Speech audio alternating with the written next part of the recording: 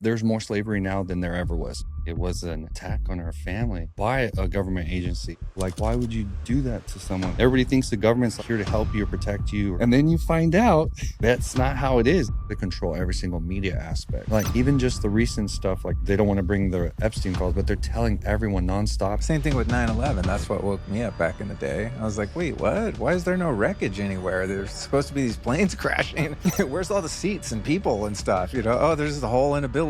Huh, that's kind of weird. What else is weird, right? And then, you know, you start opening up these other portals into deeper levels of truth. I like where we're going here in empowering people, because when you start to see the deception and you start to see, as you called it, slavery, which is no offense to people of history that have actually been, you know, enslaved physically, but it's more of a free range. It's like still slavery.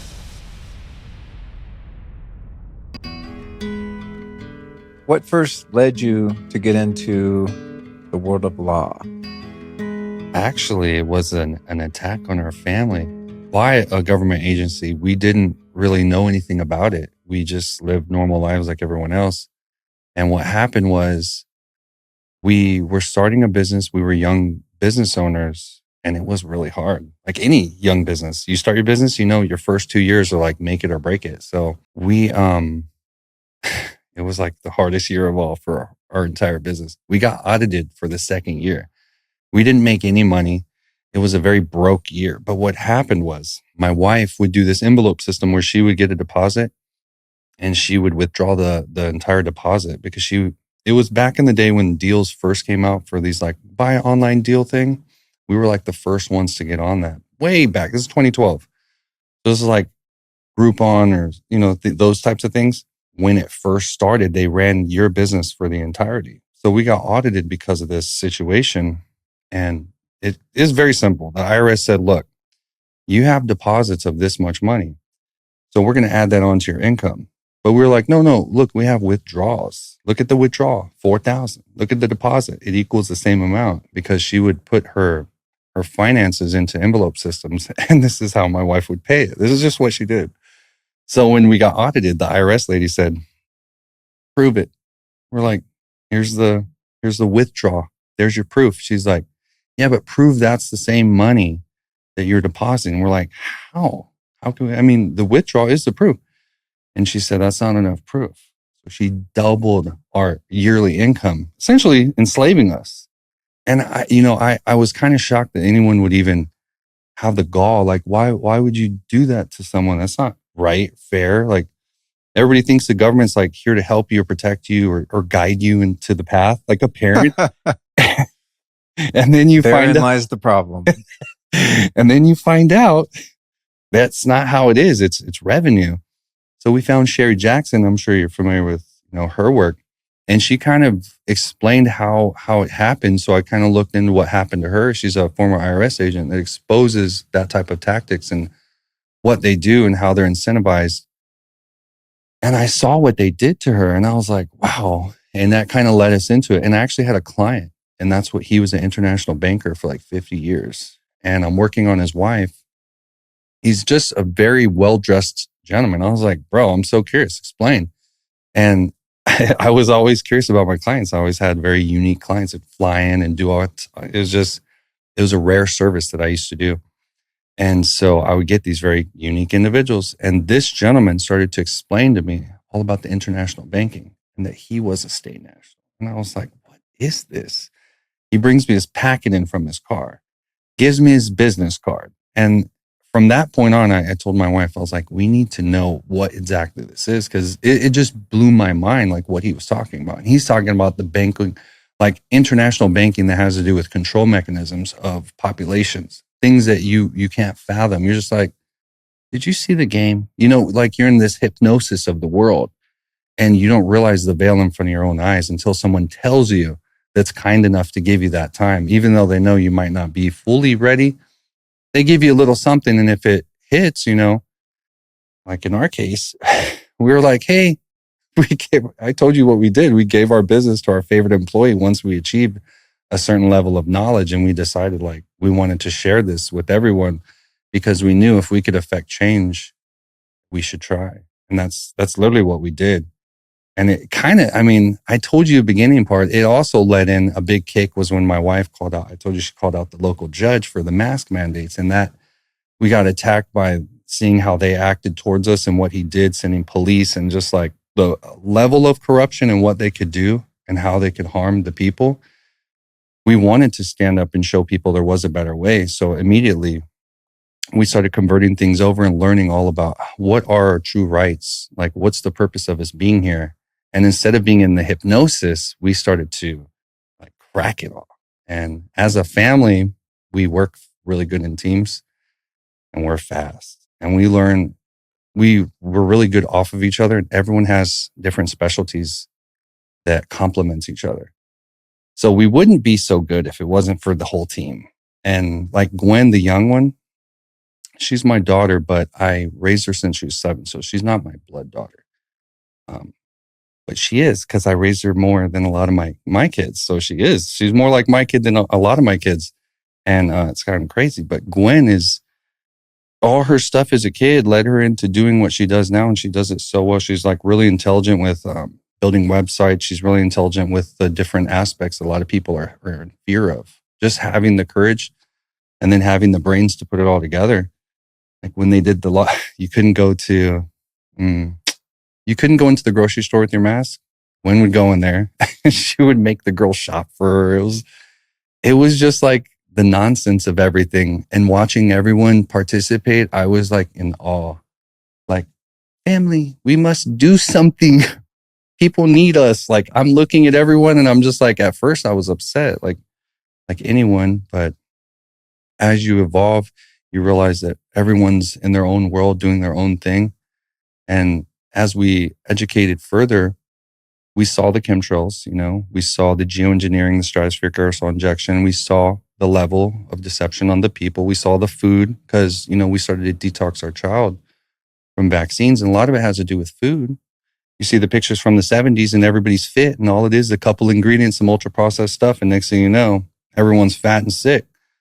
And so as we started to realize the massive amount of attack on everyone, there was no like room for anger. We had to have compassion. And that's kind of how we started to change our tactics and how we felt.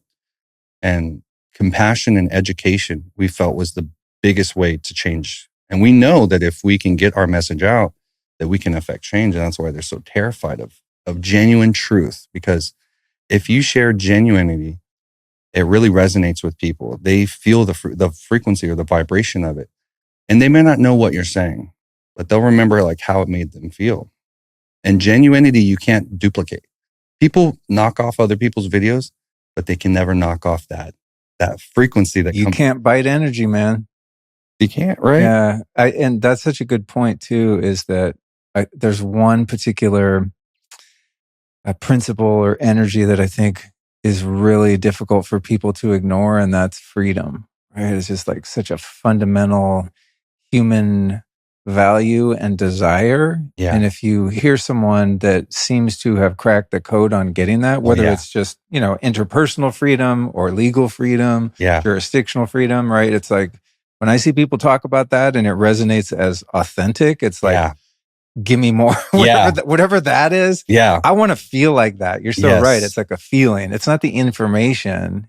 It's the empowerment that the information facilitates, right? Definitely. So that's a great origin story, and especially in that it sounds like you guys were kind of painted into a corner where it was, sink or swim kind of thing. Like, oh, we're not just going to study this law stuff little on the side just because it's kind of interesting. You're like, yes, okay, we need to fix this situation because it's not right. And you're not just a single guy. You got kids, and there's a lot more at stake. And so that's why I'm super excited to talk to you. I've been listening to your podcast for, I don't know, quite a while now, a few months. I'm following you on Instagram. When I see your shit pop up, I'm just like, boom, sharing it with all my friends.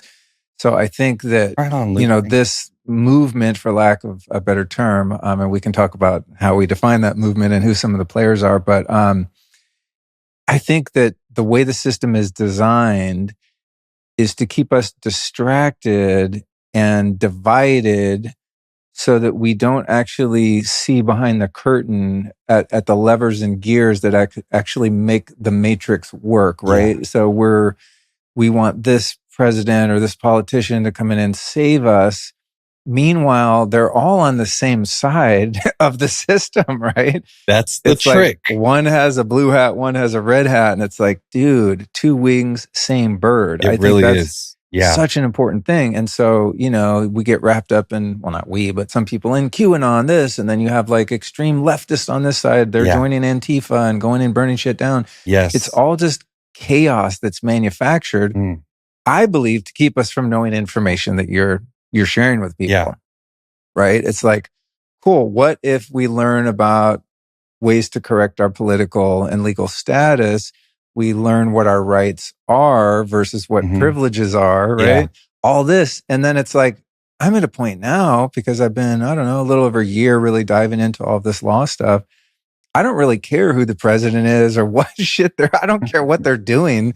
Yeah. Because I'm over here, keeping myself more and more into the realm of the private, and then learning how to operate in the public and in commerce and things like that without taking any privileges that I really don't need, right? Yeah. Like I still, for example, one privilege, and then we can talk more about this whole thing, but I was really excited to get rid of my driver's license because that's one of the most egregious adhesion contracts. Yeah. It just bugs me, right? Because I'm not involved. I'm not participating in commerce. So why would I need a driver's license? I'm not driving, that whole thing. And then I research. And when I travel, I don't do Uber. I got to rent a car, and you can't rent a car without a US driver's license, So I'm just like, okay, that's a privilege that I'm willing to accept, the cost of which I'm willing to accept, which is I'm in a contract with the state of Texas and really federally, So, but I know, like I'm doing it with consent. I realize that I've agreed to this contract. I've looked at the options of canceling that contract, which I can do. And I don't want to do that because I want the privilege that comes with it, right? So imagine, well, you don't have to imagine because you're helping so many people, but I imagine a world where people at least have an understanding of what their contracts are and understanding the legalese and the spellcasting that manipulates them into getting involved in contracts without fully understanding the terms, right? The transparency. So all that said, to just kind of create a platform for you to be able to share your particular methodology. And as I was telling you earlier, even not having met you, I've already sent a bunch of my friends who like want to get into this stuff cool, dude. to your site. Well, I've looked into a lot of the different gurus and had a number of them on the show. And the ones I've had on, I think are legit and very helpful to people. But I see a lot of people kind of popping up in the space and I'm like, it's just what you said. It's like something about it feels a little off to me. And I've heard stories from people that paid all this money to have people help them with these things and, didn't get the results they're looking for and so on. So that's my preface here. What do you think about what I said in terms of the distraction and the division of the left and right thing? Because I think everyone kind of knows there's a deep state, but very few people know that there's a deeper state, right? That's running all the people that appear to be in opposition. There's people whose names we'll never even know in our lifetime that are actually the ones in control. So what's your take on that? And then we'll start to niche down to some of the tactics and stuff. I mean, it's exactly how it works. What I found to be the truth was quite simple: is you track the money. So when we came to the end of the road where we thought, is this politician good or is this politician good? We realized they are all in cahoots because of the money printing abilities. And then when you see the money printers, you'll see how they fund the NGOs. Like, for example, when they brought in the immigrants, they're taking the money, they're funding it through NGOs. NGOs are using all these different, even Catholic services, all kinds of different NGOs and bringing in the immigrants. That's money fluctuating to these NGOs and these companies and at the taxpayer expense. And then you'll see it on the flip side. Now to kick them out, another taxpayer expense. We got to get a lot of money and we got to fund it on the way out. And meanwhile, we're all debating about bringing them and kicking them out and all that. They're just racking up all the taxes. Your stuff's skyrocketing. And because you're distracted by the circus, you can't see it even happening. And that's the change that nobody's looking at. And it's the Federal Reserves. So the Federal Reserves operate as a whole globally.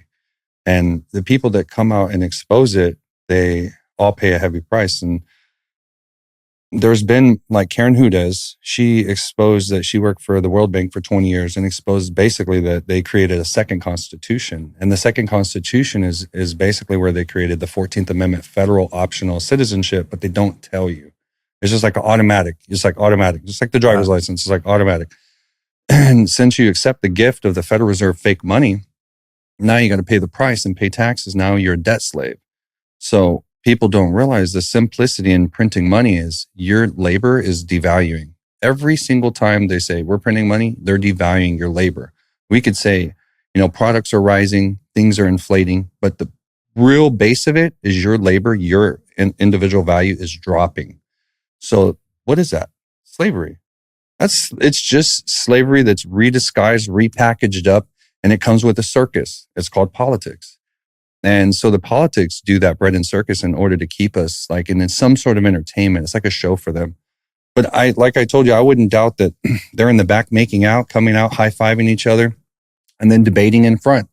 It's probably Bernie and Trump making out. I don't know. The fist bump was Lindsey Graham and Kamala Harris when they were when they were in a battle on the Senate floor. They walked in. The cameras will just kind of be running sometimes, even though nothing's in process. And they meet up, caught. They fist bump, they smile, and I was like, oh, it's the money printers. They work for them, and it's global. And even like the wars, they have Ukraine and Russia. And then they just recently gave more money to Ukraine, showing that now the right supports Ukraine too. It's not just the left, but they do that play on people. And the true victim is the people, but they're also the ones that have the power to change it. So that's why they are so willing to spend on influence. And that's why they're so willing to shadow ban the true, genuine people, because they know that if you can influence people, that's the number one no-no. So that's why they control every single media aspect. So whenever I saw anything I see them bring out where it's like popular or trending, I'm always like, I know something's coming. Like even just the recent stuff, like they don't want to bring the Epstein files, but they're telling everyone nonstop. And I'm just like, where is this going to happen? It's going somewhere. I just don't know where it's going. So anytime they do that, because how the money supply works, it all makes sense. Because when you see Russia, Ukraine, they're going to war, they're just spending money, getting us to continue to fight globally, because it's global. It's not just here. We're not the only slaves in the world. It's global.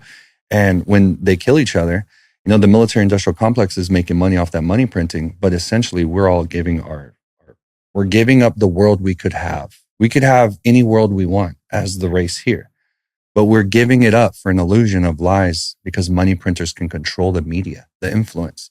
They can control the war machine. And if they just do a false flag in the right way with the right propaganda, next thing you know, we're all sending our children's like, go, go, go, fight. And that's the goal, is control. It's not really what they think.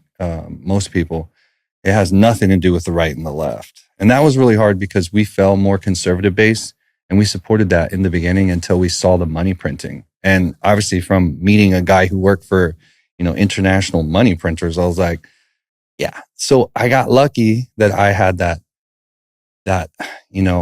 inside area to a very good, topic and a very good foundation to figure it out. Because without him, I might not have probably figured it out that's how it all is structured. It's like the money printers. I was like, damn, it's them. They're so good. I almost kind of admired how sneaky they were. Once I figured it out, I was like, y'all are sneaky. I was like, they're not dumb. Ooh. They're not dumb. You can call these, these institutions, you can call them a lot of things, but dumb is not one. Yeah, they're not stupid. Sometimes they're reckless, right? With the pandemic. Arrogant. Yeah, arrogant and reckless with the pandemic thing. I mean, it's like you guys you overshot the target a little on that, right? Now they maybe not even accidentally. Who knows how deep the manipulation goes, but it's obvious a lot more people are awake now. You lock people in their houses and shut down their business, and then you start, rolling this totalitarian system, these tanks into their freaking town. Mm-hmm. Basically, I mean, what do you think people are going to do? They're going to start doing their research. Same thing with 9/11. That's what woke me up back in the day. Yes. I was like, wait, what? Why is there no wreckage anywhere? There's supposed to be these planes crashing. Where's all the seats and people and stuff? Oh, there's a hole in a building. Huh, that's kind of weird. what else is weird, right? Yes. And then, you start opening up these other portals into deeper levels of truth. But I like where we're going here in empowering people, right? Because when you start to see the deception and you start to see, as you called it, slavery, which is no offense to people of history that have actually been, enslaved physically, but it's more of a free range. It's like still slavery, but there's degrees of freedom within the confines of the matrix, right? Yes, that's true. And it's like, I think the only way out of it, because you can't change the system, is you learn how to operate within it by standing on your rights. And in order to stand on your rights, you have to understand what they are, right? And then it's like, cool, the matrix can just keep matrixing, and we're over here just like living our lives in the private. And, as long as we're not harming anyone else and we're living by those basic common law or natural law principles, it's like, wow, we don't need to be spending our time and energy fighting with each other or obsessing about what political theater is going on.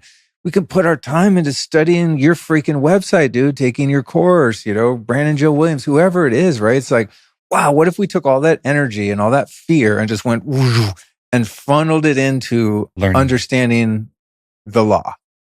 I mean, to me, it's like a no-brainer. Yeah. I'm sure you've noticed that mushrooms are everywhere these days, from your morning coffee to pre-workout stacks and everywhere in between.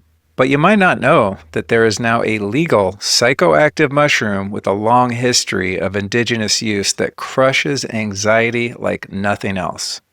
It's called Amanita muscaria, and it is the star ingredient of Dialed from Eons.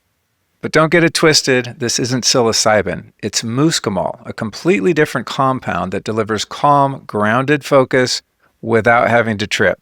And thanks to Eon's Quicksome delivery system, the effects hit clean and super fast. All you do is just dissolve one tablet under your tongue and you will feel the shift in minutes.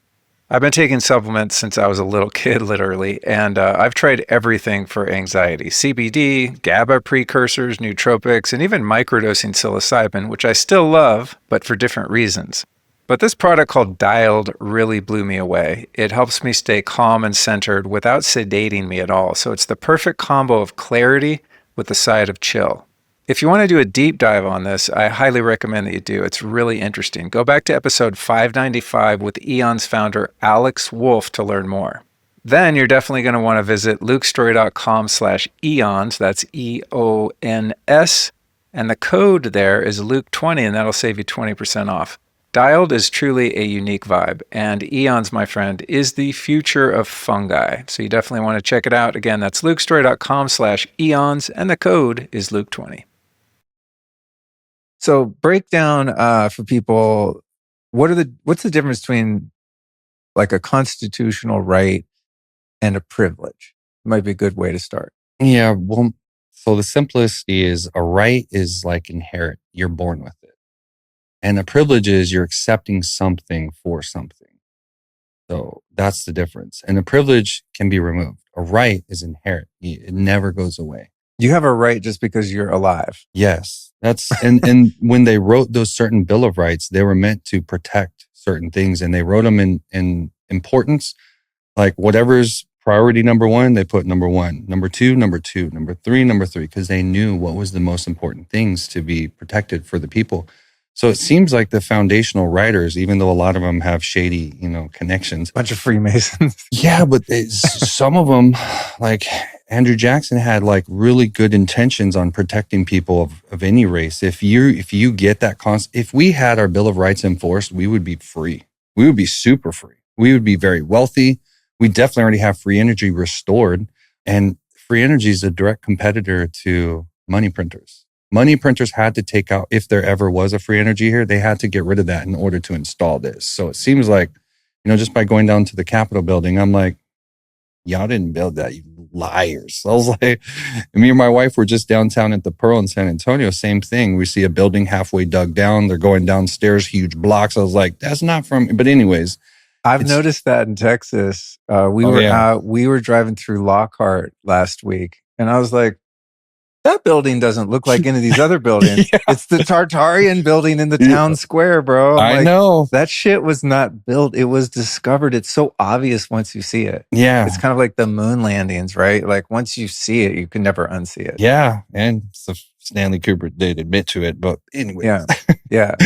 Yeah. So like all of that had to go away in order for them to install all that money printing. But well, with the rights, I think a lot of us, we have a vague idea of the Bill of Rights and the Constitution, right? But I never knew about the 14th Amendment and the, what was it? The Naturalization Act, I think it was called, right? Where they created the second class of citizen when they were supposed to be freeing the slaves for real.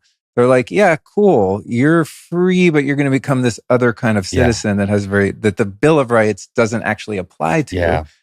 And then they're like, cool, this is working great because it looks like everyone's free, but they're really not. So let's just start rolling everyone into this U.S. citizen status, right? That's what happened. That's the basic, the kind of the root of this evil, right? So before the Federal Reserve, which is the money printers that took control for, here in the U.S., there was state citizens and they were aware. Different statuses. State citizens were completely different than federal. And when they did the 14th Amendment, it was all automatic. That's all federal citizenship. And so they did it under the guise of, like they always do, freedom, liberty, and then you're like, oops, slavery. But that's just how they do it. So they rolled it out. Everyone became an optional. Now it just happens automatic. But when you're born in whatever state you are as a part of that republic. So you'd be a Texan. And that would be your state citizenship. And then automatically, now they put the federal because you get registered. Now you're obligated to, pay the taxes, pay the federal income tax. And now that individual that would have been a state citizen is now a federal citizen obligated to pay as if you're like a federal employee. Right. You're basically like you're basically a that status, you're like a subcontractor of the U.S. corporation. Yeah. That's it. Located in the District of Columbia. That's it. It's like you live in the District of Columbia and you work for the government. Because it's a subsidiary. It's like a program. It's like a LLC, a corporation, and they could have subsidiaries everywhere. So it's like a tentacle reaching out. And even though there's a land and there is a jurisdiction that exists, they overlaid like a corporate paper lay. And they said, this is real. And now we all accepted it. And because our foundation is governed by consent, and it's actually written in the Declaration of Independence that we as a population, even though we have these guarantees, they're only guaranteed if the people know them and they stand up for them. The moment they say it's not a guarantee, it's the moment they stop standing up for them. So somewhere along the line, they're able to get rid of, the fact that our money was backed by gold. That was the biggest blow to everyone. And if they could do that, then they just continue on. Now you're wearing masks, close your business down, Walmart stays open, and everyone's like cool with it. So I know it's not changing because if you keep watching, I was telling you how they have here in Austin, how they're setting up,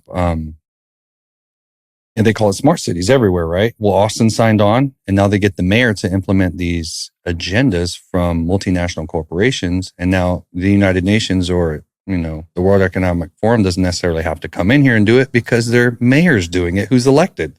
And that's how they do it. They're subverting and doing things like that. And they've just been doing it. So it never really stops. It continues on in a new direction that people aren't prepared for.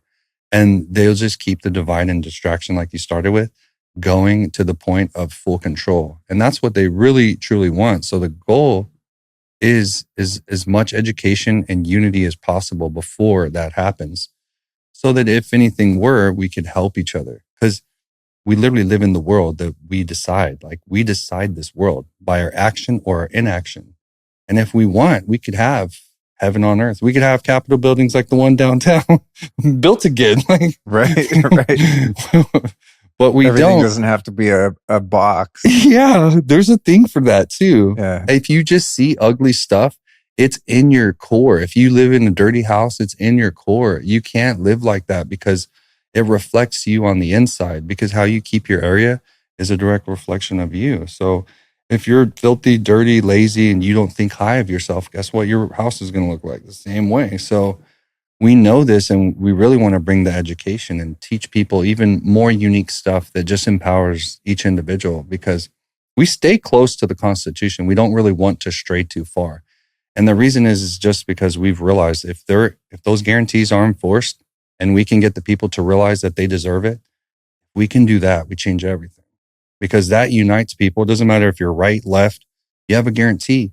Let's enforce it. And once that happens and we affect the collective, then we can really do something powerful. Well, I think also one of the major aspects of the PSYOP in terms of the division is leading people to believe that their values are so fundamentally different from the other, right? It's othering them. Yeah.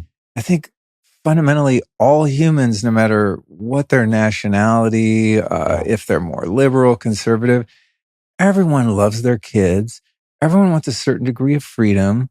Yeah. Everyone believes in, equality. Everyone believes in just the fundamental right to do what you want to do with your life. You know what I mean? It's just like the basic shit. It's how humans are born.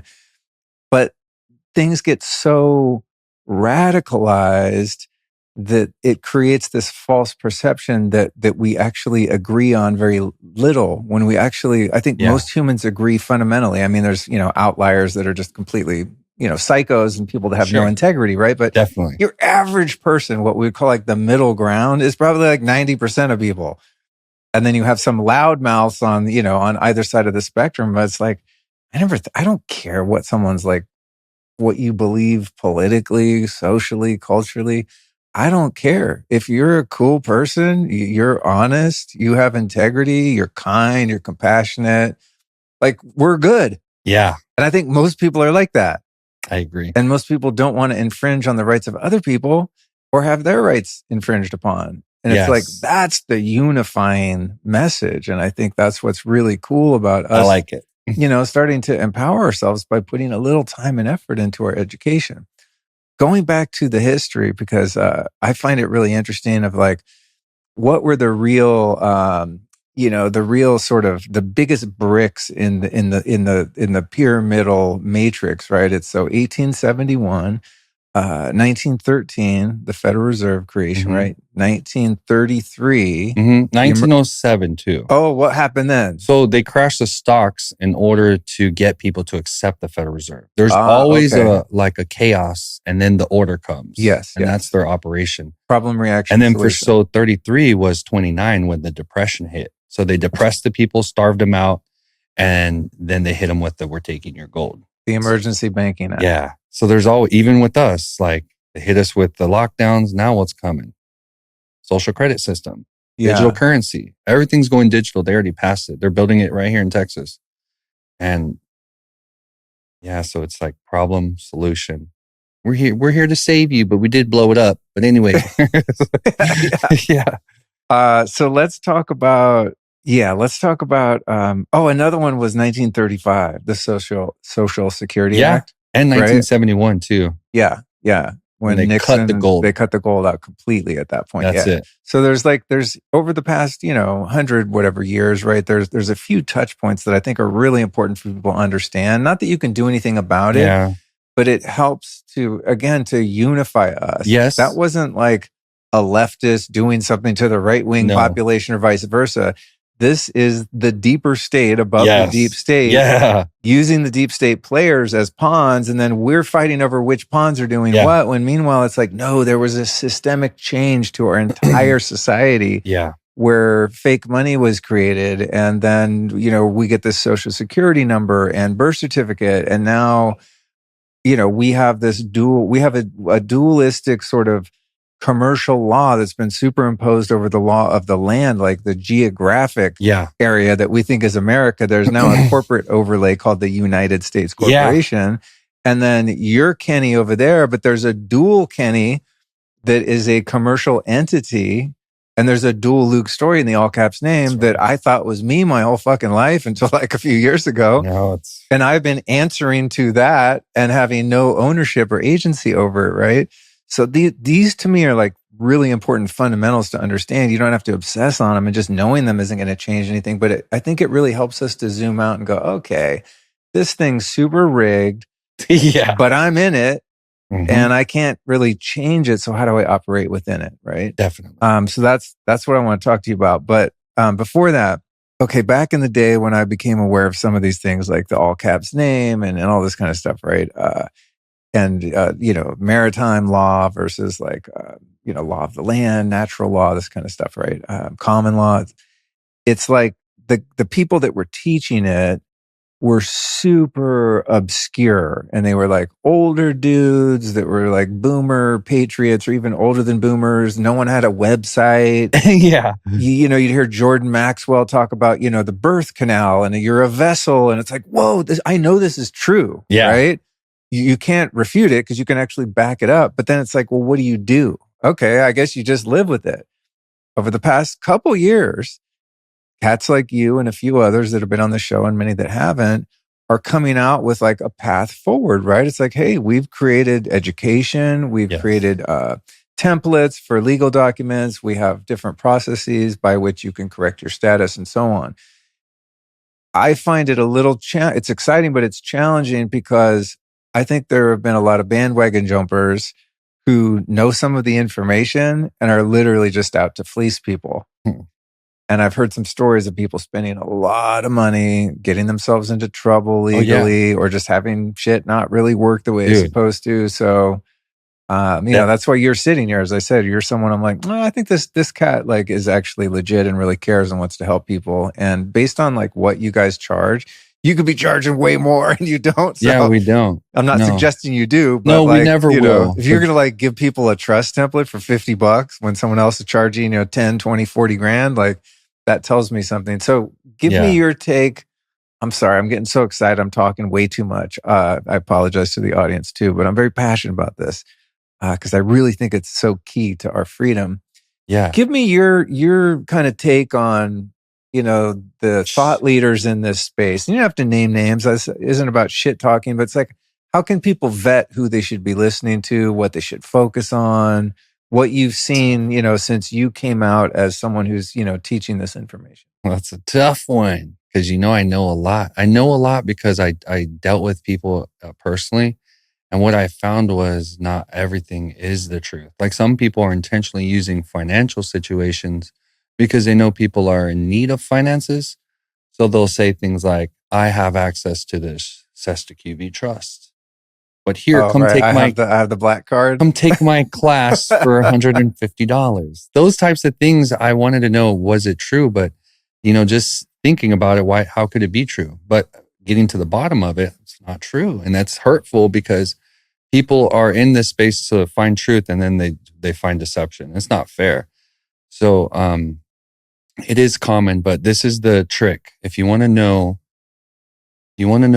what works is you have to follow the system, how it works. How does the system work currently that makes you free?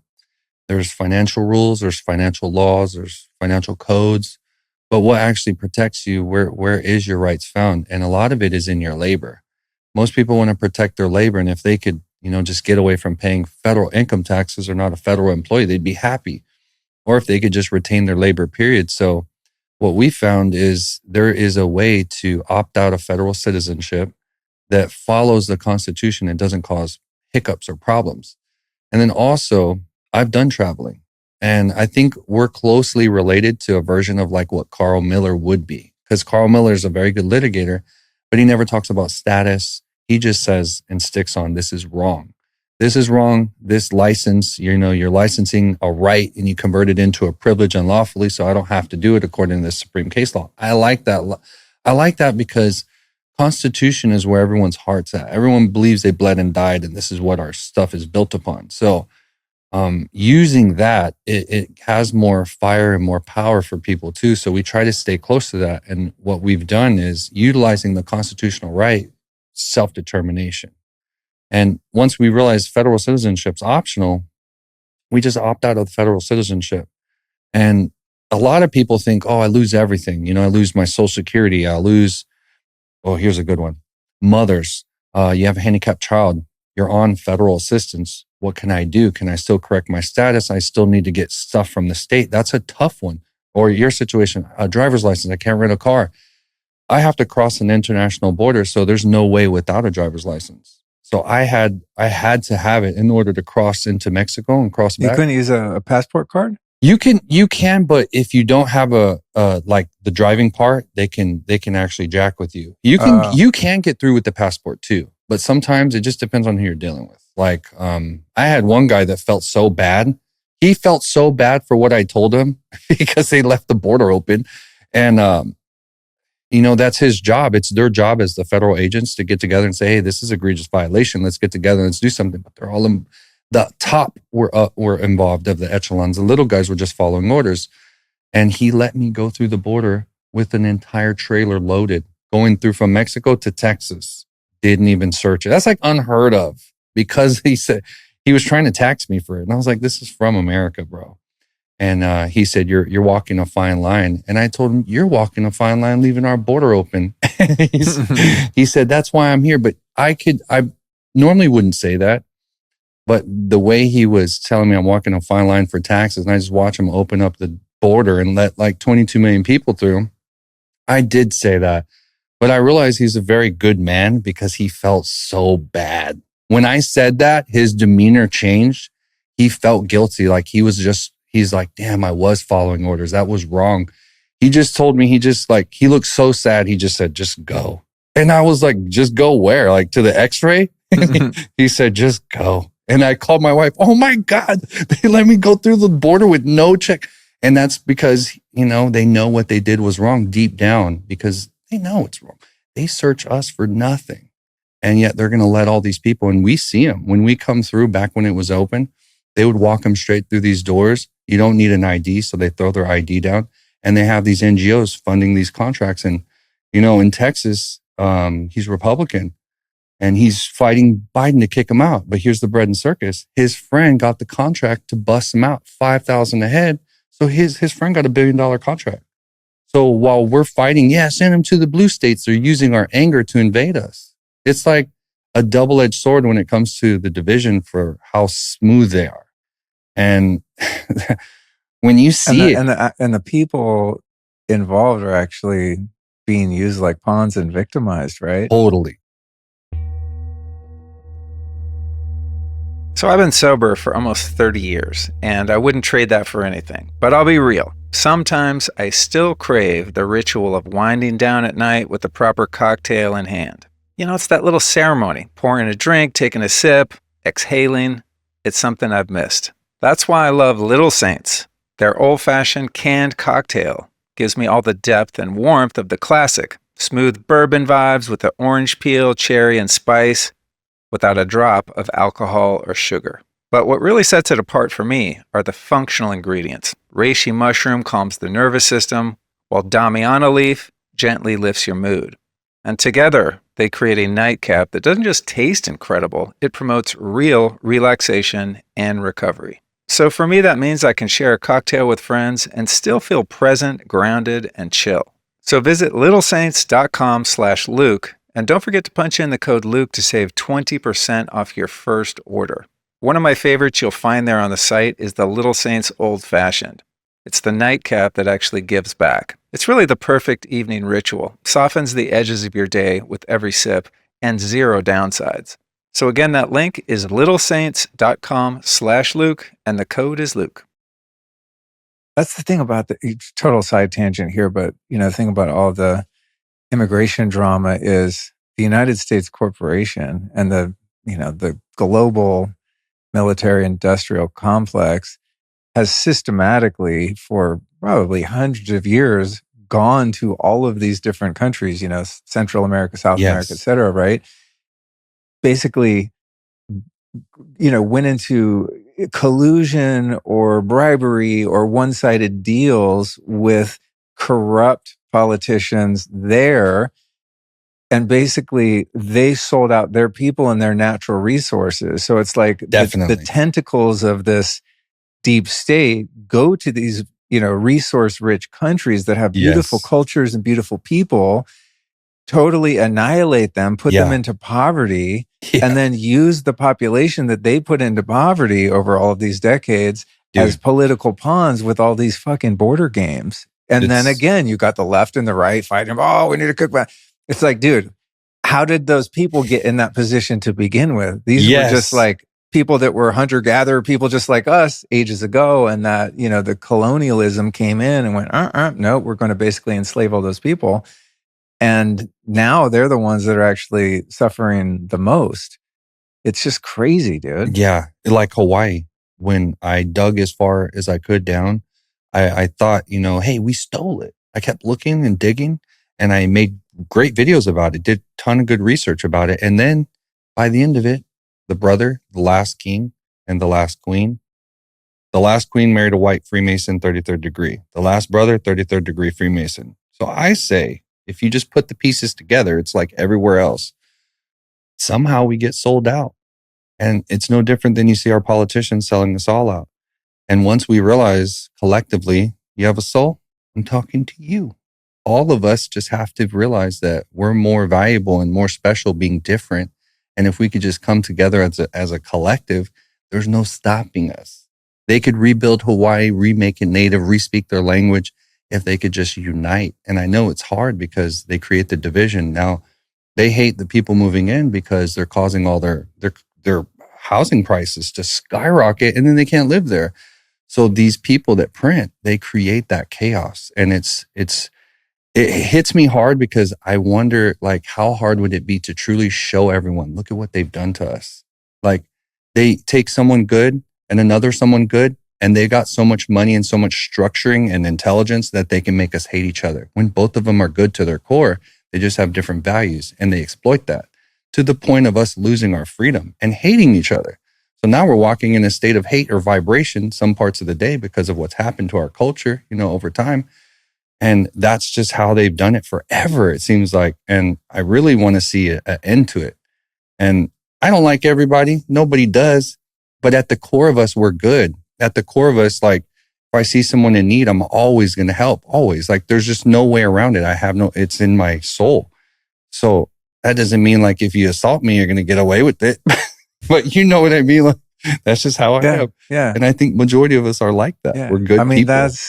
I think that's what is appealing to me about the general premise of common law, right? They're has to be a victim. Exactly. It's just like, it's the golden rule. It's exemplified. It's just, don't infringe on anyone else's rights. Don't commit violence on anyone. Don't defraud anyone. Just, like, don't be a total dick. It's pretty simple. Yeah. You know what I mean? I got a good one for you, Luke. So it's like, if I'm not doing any of those things, I'm not that excited about getting some, code violation or infraction when I haven't hurt anyone, right? I haven't even endangered anyone, let alone hurt anyone.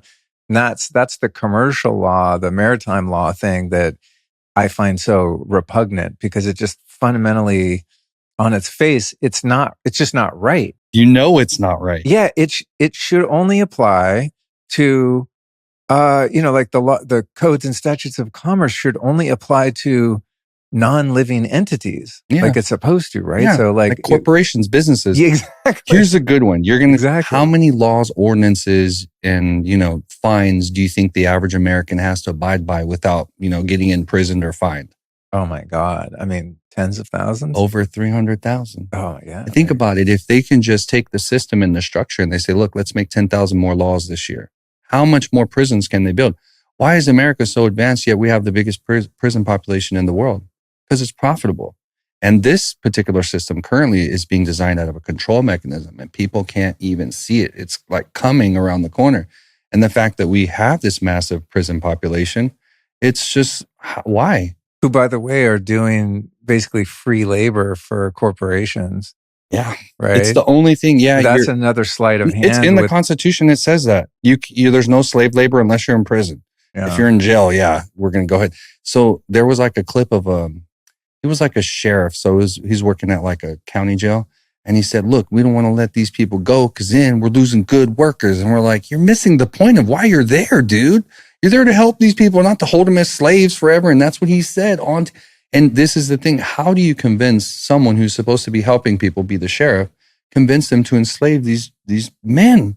Like, where does that mindset come from other than this system that has programmed us into this paradigm where we're the slaves and the slave masters? And he's the perfect example. And I've made videos about that sheriff when he said it, because it's shocking that he could say it. I was like, do you realize what you're saying? And clearly he has no clue.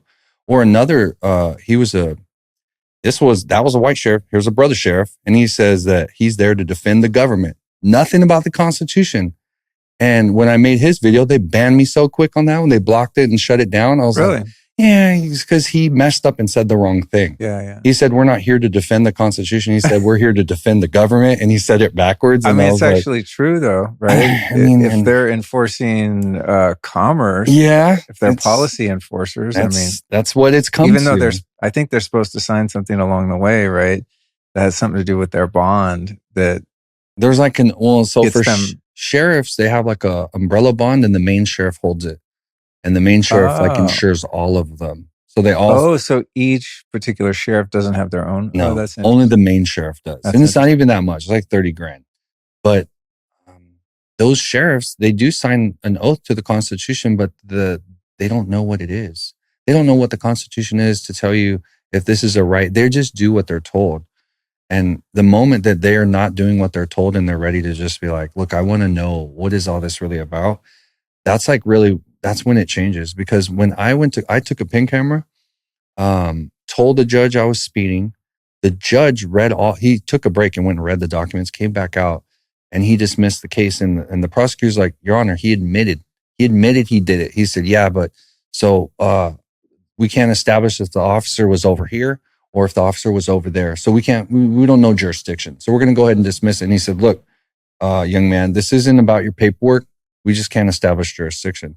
But before he did that, he told the officer that he could leave. So the officer never saw any of that interaction. Oh, interesting. And then it all got thrown out. And I was like, I know it exists. I see it exists. There's a lieutenant colonel that did a lot of right to travel stuff, just like Carl Miller did, and a lot of wins. Because at the depth of it, judges know we shouldn't be treated like commercial property. And when you have 300,000 codes, ordinances, statutes that make everyone, this dog and pony show of some type of debt slave, it's really hard for a good judge to kind of see through it when you have someone who puts you on the spot with such you feel it in your heart. You feel like, damn, I should be doing this, but it's just the way it is. It's how the system is. It's a commercial system.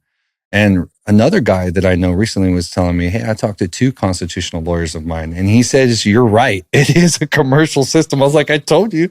And that's the problem. If we could just be treated like real people and not have our labor taxed, we're not supposed to have any of our labor. Like, that doesn't exist. It's not supposed to exist. Even for products, they only tax things that were not essential. All your essentials weren't taxed back in the day.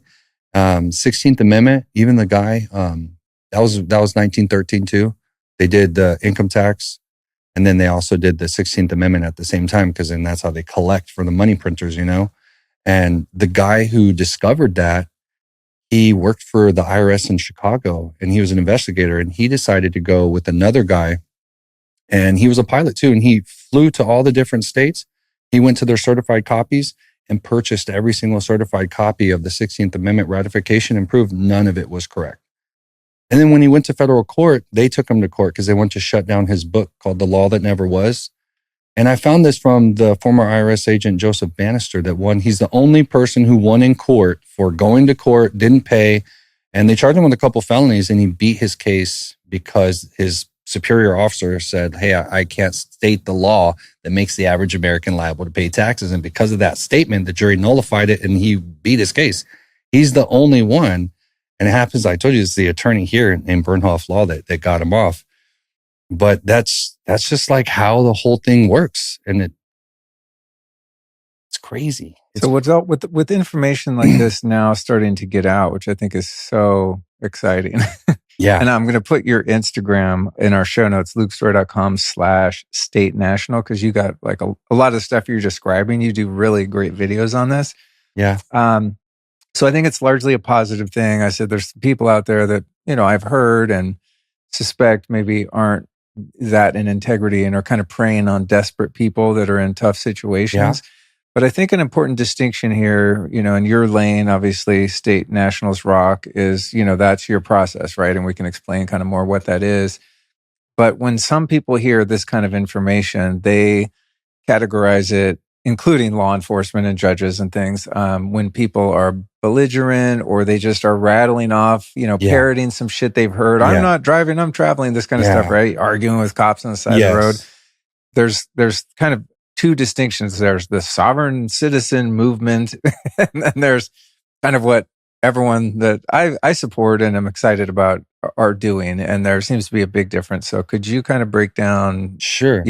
what the sovereign citizen thing is? Because that's, I think a lot of people are spoiling things for the people that are trying to do things lawfully and really educate themselves in an adult kind of respectable way versus just people screaming at the police trying to assert their rights when they don't even know what they are, where they came from. Most people really just seem to latch on and want freedom really bad and see a lot of it. And I did the same thing.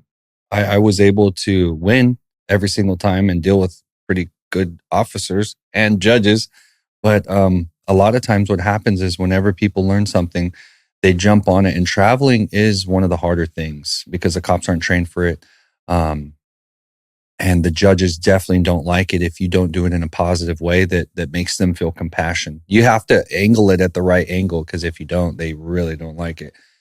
So sovereign citizens pretty much are labeled by the government. They did that in order to create that name to, separate people from wanting to learn their constitutional rights. The difference is there's a lawful due process that does exist. And what we do as state nationals is we follow the lawful due process so that everything's considered admissible evidence for court. The goal was to become really good on the offensive side. And so what we did is we would look at tactics of people and we said, look, can you go in there and play offense using this tactic? No. Can I stand behind the bar, say I'm not crossing the bar, I have this right, I have that? You can't play that role on offense, so I didn't want to learn it on defense.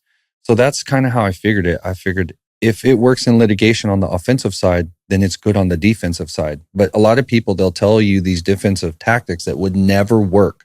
And so what I was getting at is if I needed to go into litigation because, say, a credit card company stole 10 grand from me, and now I'm over here doing these tactics that people teach that are sovereign citizen like style tactics, you could never go to litigation and protect yourself. So they're selling these tactics, but they're not thinking about you. They don't care that you have a way to defend yourself. So when we focus solely on constitutional based tactics, litigation that has to do with the actual system, we're able to go and really defend ourselves. And that's why we had artificial intelligence that we created that utilizes due process and it analyzes for due process errors. So a lot of people, that's what they want. They want freedom of some sort and they get caught up in a system that enslaves them and they want out, but there's a gatekeeper. It's called a lawyer. And if you get a court appointed lawyer, you're screwed.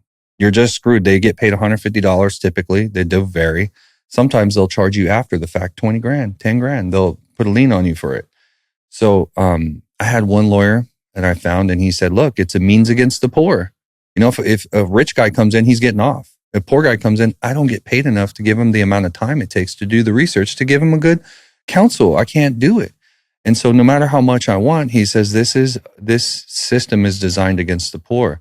And so when we realized that, we created that tool that empowers everyone and it's programmed with due process. It's programmed with Constitution. And so the difference would be, are you following Constitution? Can you go stand up and sue someone if they take your money from you? All right, you're good. If you're on the other side, you're getting arrested, they're breaking your windows out, you're not sure what to do. When it comes to litigation, you're screwed. It doesn't work that way. So sovereign citizens fall in those categories. And a lot of times they are mad and it happens. And I try to have as much, compassion and be like, look, you have to learn and really focus on yourself and try to avoid the angry parts of it because you're going to learn stuff that might make you angry, but don't let that flower within you, flower who you really want to be the person you really want to meet. And so if you can do that and become that, when you meet these people, when you speak with them, you'll have great success. And I'll give you a great example. We have our host on our podcast, Steve, very intelligent, very smart, makes great money. I like that guy. He talks a lot of stuff, but he wanted to get his land patent. So instead of using these brute force tactics, he's like smart. So he's like, let's use some brains. He called down there. Hey ladies, I'm doing a school project. I need to get some history reports on my my title of my land. Y'all ladies need any coffee? And they're like, oh, no, no. So he goes up there. I think he still brought him coffee anyways. And he's looking for his land patent. He wants to see when it was last transferred. And he wants it for his own personal use, but he says it's a class project. Utilizing these intellectual skills, like God gave us this big, beautiful brain, we should use it. We shouldn't just fall victim and just throw it out there and get beat up by cops and think like, oh, I did the best I could. No, you're smarter than that. You're better than that. You just got caught slipping, and that's what happens for all of us. So what people need to do is when they fall, don't worry about that. Just get back up and keep going and keep going and keep going. Cause I was tricked, and I didn't let that just stop me. Oh, David Straight's fraud. What am I going to do? Or whoever, it could be anybody. That's just how they are. You don't stop. You just keep going, keep getting better, keep getting smarter, and keep working harder. And that determination is what will set you free. Nothing else. It's all within you. That's why God made you. That's why God put you here for this time, for this place. And once people realize that and put all that energy into themselves, they'll find the freedom they're looking for. And sovereign citizen tactics, it's half government, half idiot. And then the other half is constitution. And people do a lot of different tactics. And there's not really one way right now. There's a lot of ways. We, as our movement, we stick close to the Constitution and to our right to self-determination, opting out of federal citizenship and opting out of federal income taxes, operating out of a trust. And a lot of things when it comes to driver's license, we explain both sides. You choose. If you choose not to, these are the consequences. Be prepared for litigation. And we want you to be well informed. Some people want to do it and some people are good at it. Some people aren't, and they shouldn't be doing it because it just causes more harm than good. And in the end, if you're going to be more free, you're not going to be more free, more broke. You're not going to be more free, more tied up in litigation that you're not ready for. So we want people to kind of go with the flow of themselves and to guide them. So what we offer people is we'll do your first step. We'll show you the first step where you opt out of federal citizenship because it's optional. And when I say the state citizenship part, this is what I figured out. They don't tell this. There's nationalities that apply to every citizenship. And the nationality is typically connected to the land, and it has to do with the creation of God because that's the nationality of the people, right? So we don't claim the state citizenship. We do know it exists. We claim the nationality, and that's why it's called state national. So the government has to uniformly write their documents, their instructions across all their different Department of Education, DOJ. So they create a book to uniform all of their text, and it's called the Government Styles Manual. The latest edition is 2016 on page 95. It has the nationalities that are recognized, all of them, and they're all the republics. So we claim that nationality, and on this document, we remove our optional federal citizenship. So as it being your first right comes from God and it's in your mind, it's called free will. The second one written on paper is called self-determination, and it's written in the Declaration of Independence called consent of the governed.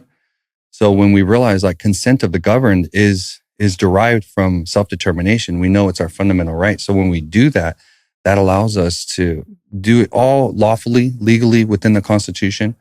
And so by self-determining, opting out of the federal citizenship, we found case law like Kitchens versus Steele. It shows federal's optional and state exists. And so that was the key. I was like, look, I found it. Now I know. It. Yeah, that's it. Do you have a link to that we could put in the show notes? Kitchens versus Steele. Or is it something we could just find? Yeah, you can just find it. Cool. That case alone will pop right up. Kitchen versus Steele shows that there's that's a really important piece. There's multiple. It's in our document. Like you said, everyone, that gets into this space, right, is going to have their own take, goals, priorities, and also temperament. Like, I don't like confrontation. Yeah. You know what I'm saying? I'm not the guy who wants to argue with a freaking policy enforcer on the side of the road. I mean, like, there's a part of me that does. Like, I'm traveling and not rolling down my window and just pressing my passport card against the glass, and I don't answer questions, and I want to talk to my lawyer. Like, I kind of know what to say and not say, and do and not do. But if push, no pun intended. I mean, Freudian slip there.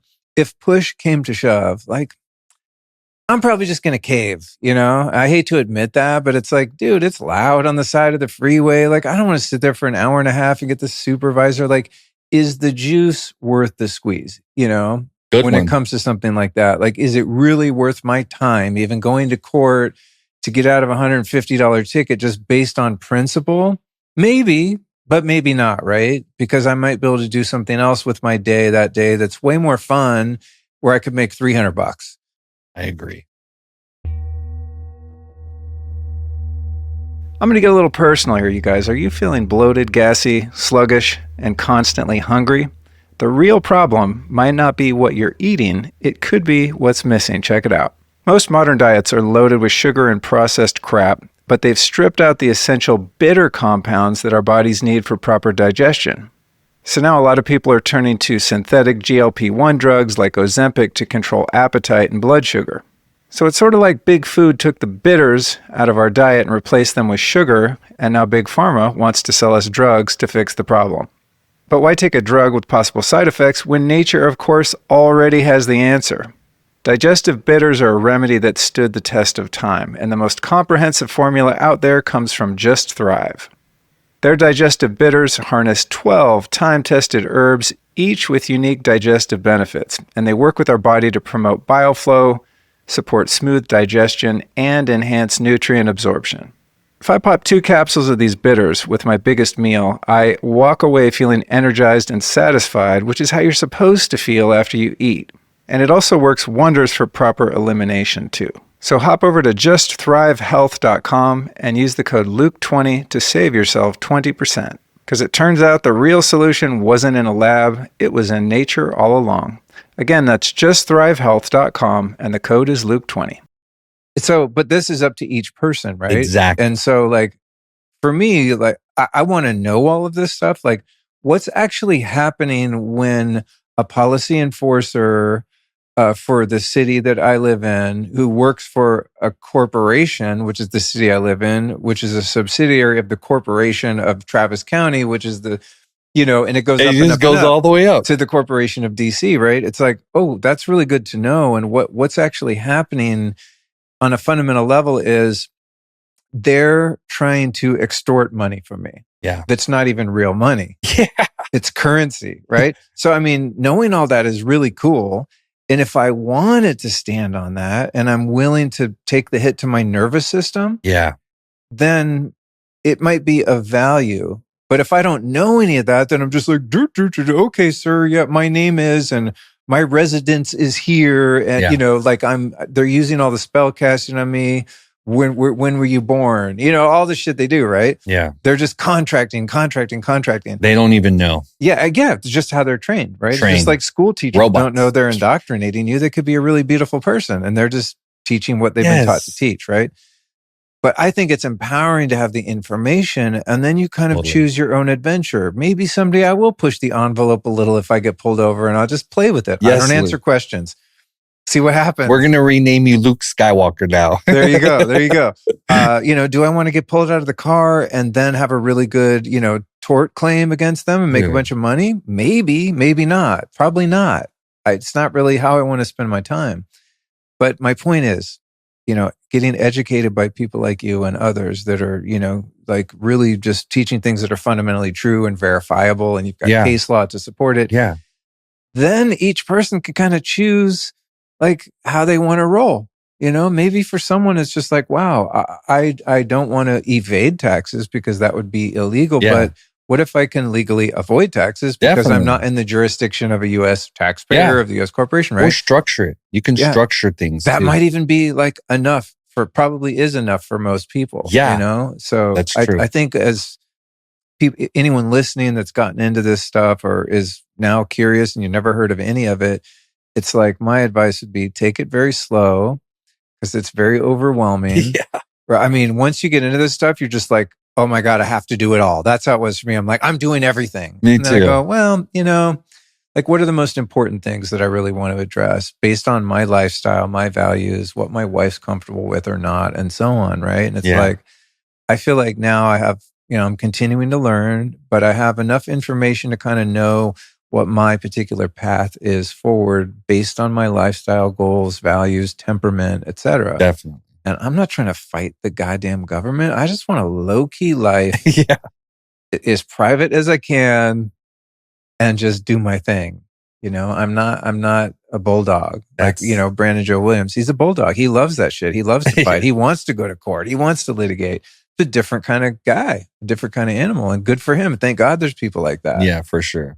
But I think your approach is cool because you're not doing it for people in a way that's going to get them in trouble because they don't know what the hell you're doing. Yeah. But you're providing a path that's been proven, right? Oh, okay. Next comes this step, then that step, then this step. If you want to go super crazy, you can take this further, but you don't need to, that kind of thing. Definitely. It's structured for them. Yeah. So Because that it can be go. overwhelming, man. Take it from me. This shit you start going crazy. There's too many options on the menu. Yeah. And people don't know what's right. And everybody's trying to exercise their rights because there's this innate thing in you about freedom. And as you're catching on, you're looking in all directions and then you're overloaded. That is exactly what happens. And I know what you're talking about because I remember. I've been through it, dude. And listening to all the different players, right? Yeah. It's like I listen to your podcast. I go, wow, this sounds like really, a very straightforward, simple kind of thing. And then you got someone else over here that's doing a different way. Brother Truth, I had on the show. I like him. He's legit. I really like. He's into all this tribal stuff. Like he's got discharging. I shared y'all's video. Oh, thank you. Yeah. So I hear him and I'm like, oh, what? Well, it's just, it gets overwhelming. So I think it's like, I don't know. It's like you open up Spotify, right? And you're like, I want to listen to a song. Well, there's too goddamn many songs. So you got to start to like whittle down your genre, right? Yeah. It's like, cool. I dig blues. All right. That's a good place to start. Let me just start going deeper into some blues now. Little history. Let's go way back. Let's move forward in time a bit with it. And then you gain some expertise around that particular niche approach, I could probably tell you the most protective thing that as an American or as someone who wants freedom could do. And it has to do with your physical movements because the real currency is our energy and our time. So if you're going to spend your time and your labor to build something, if you could build it without paying something you disagree with, and when the government admits to crimes against us, like through the Freedom of Information Act, they admit to all kinds of stuff. I mean, shit, you name it, they're admitting to it. They'll drop mosquitoes with GMOs in it. They'll spray you with bacteria, that Serratia marcescens, and they'll just see how it spreads. And people die from it. They don't care. They just admit to it. So you don't have to, consent to funding them. So when you realize they have this epiphany, I don't have to consent to it. And since they're admitting to it, now I have the firepower I need to say, look, I don't consent. Here's why. And they can't deny it. You admitted it. Freedom of Information Act. So what we've done is like that Brother Truth was explaining how it's a ministry. Like the truck outside, it's in the House of Rocks. It says when I cross the border, they're like, what's House of Rocks? I'm like, bro, it's ministry. We got to expose y'all corrupt people. They don't know what to say to me. They're kind of like caught off guard, but we explain, like we teach different stuff. And if someone wanted to keep their labor and you had a business, you can convert any business into a ministry because it connects, whether it's tree trimming, concrete work, it doesn't matter. Nobody in government can say, hey, you don't believe that. Religious protections is in the First Amendment for a purpose because it's the most protected thing you could do. So if people were doing stuff and converting their businesses over into the private, like a ministry, they're protected in multiple facets that they don't have to pay taxes because they're not in the bracket of paying. It's not that you're avoiding or evading. You don't have to file as a 501. If you're a ministry, what we figured out is that, say you believe in Christianity and Christ, there's Bible verses that connect to cleanliness and tree trimming, and you wouldn't imagine it, but I can write a mission statement that connects it all because I programmed it to do it, and it does it. Like it pulls all the right verses, puts it all in order, and it's perfect. And so what we've done is we connect the services of people's offerings to the beliefs. And once you structure the right way, now you don't have to fund the system you disagree with because you can't serve God. If you spiritually believe in God, how could you fund this type of this corruption once you're aware of it? People who aren't aware of it, ignorance is bliss. But once you're aware of what they're doing with the money, it's like if you knew your neighbor was going to shoot you, would you go give him the bullet? No. You would be like, no, but people are unaware. If they knew when they fund the corruption, it's going to fall on their shoulders, they wouldn't do it. They just don't know what to do. So the strongest protection is to take your labor and to not fund what you don't agree with. So as a state national, you opt out of federal citizenship. You can opt out of federal income tax because it's voluntary. They say it, but it's not voluntary if you're a federal citizen and they have proof. So we create the prima facie evidence with our first document that says, hey, we're a state national, a part of this republic. We're not an optional federal citizen, and that's how we do it. And does that you lived in Hawaii? I heard recently that Hawaii was never a republic. So there's no way to become a state national there? It was a republic. It's kind of bad. It's a bad story, but it was a republic. But it was a republic when it was stolen by Mr. Dole. Sanford Dole, and this is what they say, Sanford Dole and a couple locals too were involved. They stole it with their party. And they brought the military over there and they forced the queen under duress to sign it over. And so for that short amount of time, it was like a couple years, he was the president and it was a republic. And then, interesting. And then we annexed it, and from that point on, it became, like a corporate state. Yeah, it's called a Hawaii resident. When you look under the thing, they don't get their nationality from America. They have to claim it through the actual Hawaiian. So I have some friends, Sweet Tea, I have some friends that are Hawaiian, dude, and they help during the Lahaina stuff. They're like really good people, really good-hearted people, and she would take a boat over there. And we created documents to hold them accountable, but we couldn't get any traction to get the information out there. But we had everything to get all those people in trouble because we wrote the evidence.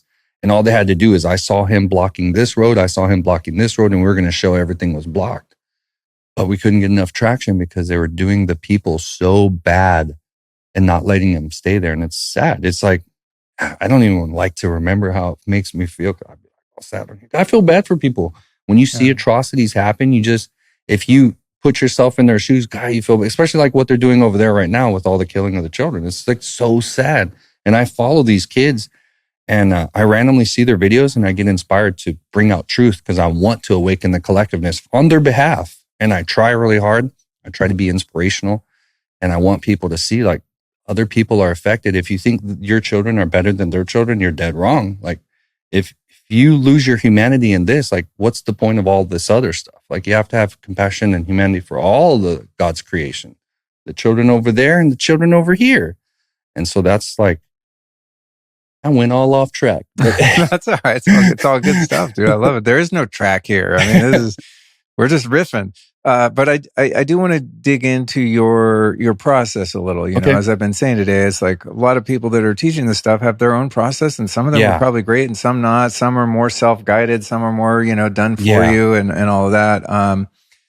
As I said, I think yours is the one I've been recommending as like the middle road, where you're going to do a lot of stuff yourself. Yeah. As someone who joins up with you guys, you're going to do a lot of it yourself, but there's also much education and support along the way so that you're not doing shit that you don't understand. Yeah. Right? I think that's really important. And then there's, ones that do much more for you and you can just be kind of left like, I think the thing's done, but I have no idea what happened. And then you got, I keep referring to Brandon Joe Williams, who's a great guy I love, but you can take his course and I've sent people there. I'm just like, I don't know. It seems like this shit works. Just watch all those videos. Yeah. One by one and do everything it says. And you're probably going to be in a way better position than you are now, Yeah, so there's a spectrum, but I'm curious kind of more like what's the order of your process and, how long would it take if someone wants to get the basic foundation set, Yeah. So the way it's structured is it's like a class. So you like click a button, you get entered into a class and it has the first document. It has a Word document and then it has pictured instructions. And so what we did is Gwen, she likes instructions that are highlighted and then they have like a highlight key code. And that's the way she prefers it. Me, I'm like simple. So you have the document and then you have the duplicate of the document, but it's just a PDF. So it's like, has an A, it points and it says, put this here. B, and that's how I make it. That's dope. So you do all your documents like that. That's cool. There's videos in the section. So you can watch videos that pertain to what you're doing to give you like an example. Each document goes like that. So the first document is where you declare your status and then you remove consent. And by remove consent, all you do is you legally say, look, you admitted to this. I don't agree. That removes your consent. So that's the first step. After that, there's other forms if you want to obligate, say, hey, I'm no longer obligated. Steve, the host, he created a W-4. He updated it with all the codes and the definitions to show that he is not, he's forced under duress to fill it out for his employment. But other people would use like a W-8B in, and we did until Steve figured it out for himself. And because he's an employee for a big company, he was the one. We always owned our own business, so we never. It wasn't like we couldn't figure it out, but Steve figured it out, so we put that on there. Because there are different steps, whether or not you're self-employed or a business owner or you have a job, right? Business owners. I've heard people having a lot of problems with the W-4 thing. Oh, and they try to, if it's a big corporation, they give them the W-8B and payroll is like, what is this? We're not doing this, that kind of stuff. Exactly. That's a common thing that happens. They get the forms. They say, look, you don't fit this. So, the employer is the one who's being forced by the IRS. It's not the actual individual that's forced, it's the employer. Steve works for the biggest hospital in the biggest like chain in the whole country, I believe. And he was able to pull it off. And so the way he did it really well. He said, look, submit the W-4, but submit it with all my stuff. And he did, and it worked. So, that's what we share with our members that work for people or, our employees. But if you own your own business, it's obviously a lot easier to do it. You just don't pay it and you send your stuff, how you opt out. But we structured it in a way where you get the document, you do the ABCDs and you fill it, and you can go as far as you want. There is a trust in there that teaches you about the trust, how to sell your stuff to it. It's a very unique trust. It has God as the grantor because we're in God's family. Really? Yeah. And the way we did it is there's a thing called Public Law 97-280. And it's where they said that people should implement more of the Bible, and the Bible is the rock that the Republic rests upon. And it was like a document that was written about the Bible. So we utilized that, and we utilized the Constitution, and we put that in there as our way. Really? Yeah, because our rights come from God. So with this, stop on this trust for a sec. This is interesting. So you talking about oh my God, it's the government, dude. Look, 333. No, I read this thing 3 times a day. You want to read it right now? Is it private? Yeah, it's like who do you really want to be? And whoever that truly is, you have programs you were programmed with as a child. And whoever it is you truly want to be, you have to overcome it and you have to really become it. Like, no more victim of anyone else. You're not a victim of anybody. You take control of your life. And it's like, I wrote it for men, and I've been... this is an affirmation that goes off on your phone at 3:33? Yeah, and at 3 in the morning too. And that's when I go to the gym. I get up and I read it while I'm half asleep, so it hits to my subconscious mind on purpose. Yeah. And what I do is I read it 3 times a day, and it's everything that I want to be as a man to the world. And it's everything. Like whoever your manifesto of character. Yes. Dope, dude. And I wrote it because I wanted to see if it would work, because I learned exactly how the quantum, it's a responsive mechanism. It's not like philosophy. It just responds. It's universal law. I learned it from Vipassana. And so from Dr. Joe and different techniques, and now I just apply it, and it works. It really works. Like the things that I want to happen are happening in sequence, and everything's good. I built it out. It's an AI program.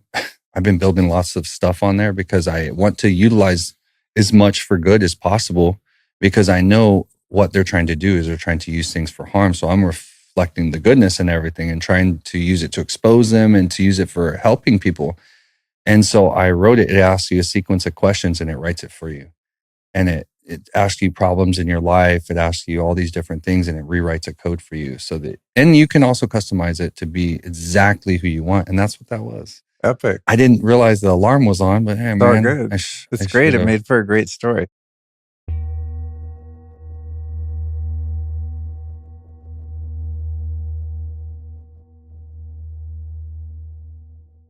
If you're a fan of this show, you likely have some knowledge of the concept of quantum energy. We've covered it a lot over the past few years. Put simply, quantum energy is the source energy that exists in literally everything. Every one of us constantly interacts with the quantum energy fields around us. What sucks, though, is that your energy field can be greatly disrupted by environmental toxicity and chaotic energy created by EMF. Well, thankfully, the innovative folks over at Lila Quantum develop products to strengthen and protect our biofield and even mitigate harmful EMF. But let's be real here. Anyone can make claims about quantum energy products because this energy is, by its very nature, invisible and therefore difficult to prove. What can be proven, though, is whether or not a quantum energy product has a positive impact on the body. To solve this, Lila Q provides a grip of randomized, placebo-controlled single and double-blind studies proving the many benefits of their products. Of the various studies listed on their site, the dark field microscopy studies are some of the most intriguing. These studies demonstrate significant protective and improvement effects of the quantum block technology on human blood following only a 10-minute exposure. To feel the effects of quantum energy yourself, here's what you do. Go to lelaq.com and use the code Luke10 to get 10% off your first order. That's LEELAQ, lelaq.com. So back to the trust. I'm fascinated by this. So I'm assuming you're talking about some revocable complex trust, of that nature, where you can apply for EIN, so that you can get a bank account and operate in commerce using the trust. Yeah. When God is the grantor of your trust, have you still been able to get bank accounts and things like that? Some banks, the hardest part is some banks don't like it, but we've been able to be successful 100% of the time. Even like Ashley's, I call her my grandma, but it's Ashley's mom. And she lived in Hawaii with us and she had a debt collector hit her while she was there and got served with papers. I was like, Grandma. We went to court, beat her case, but the whole goal is we showed her how to open her own trust with this trust. So she did.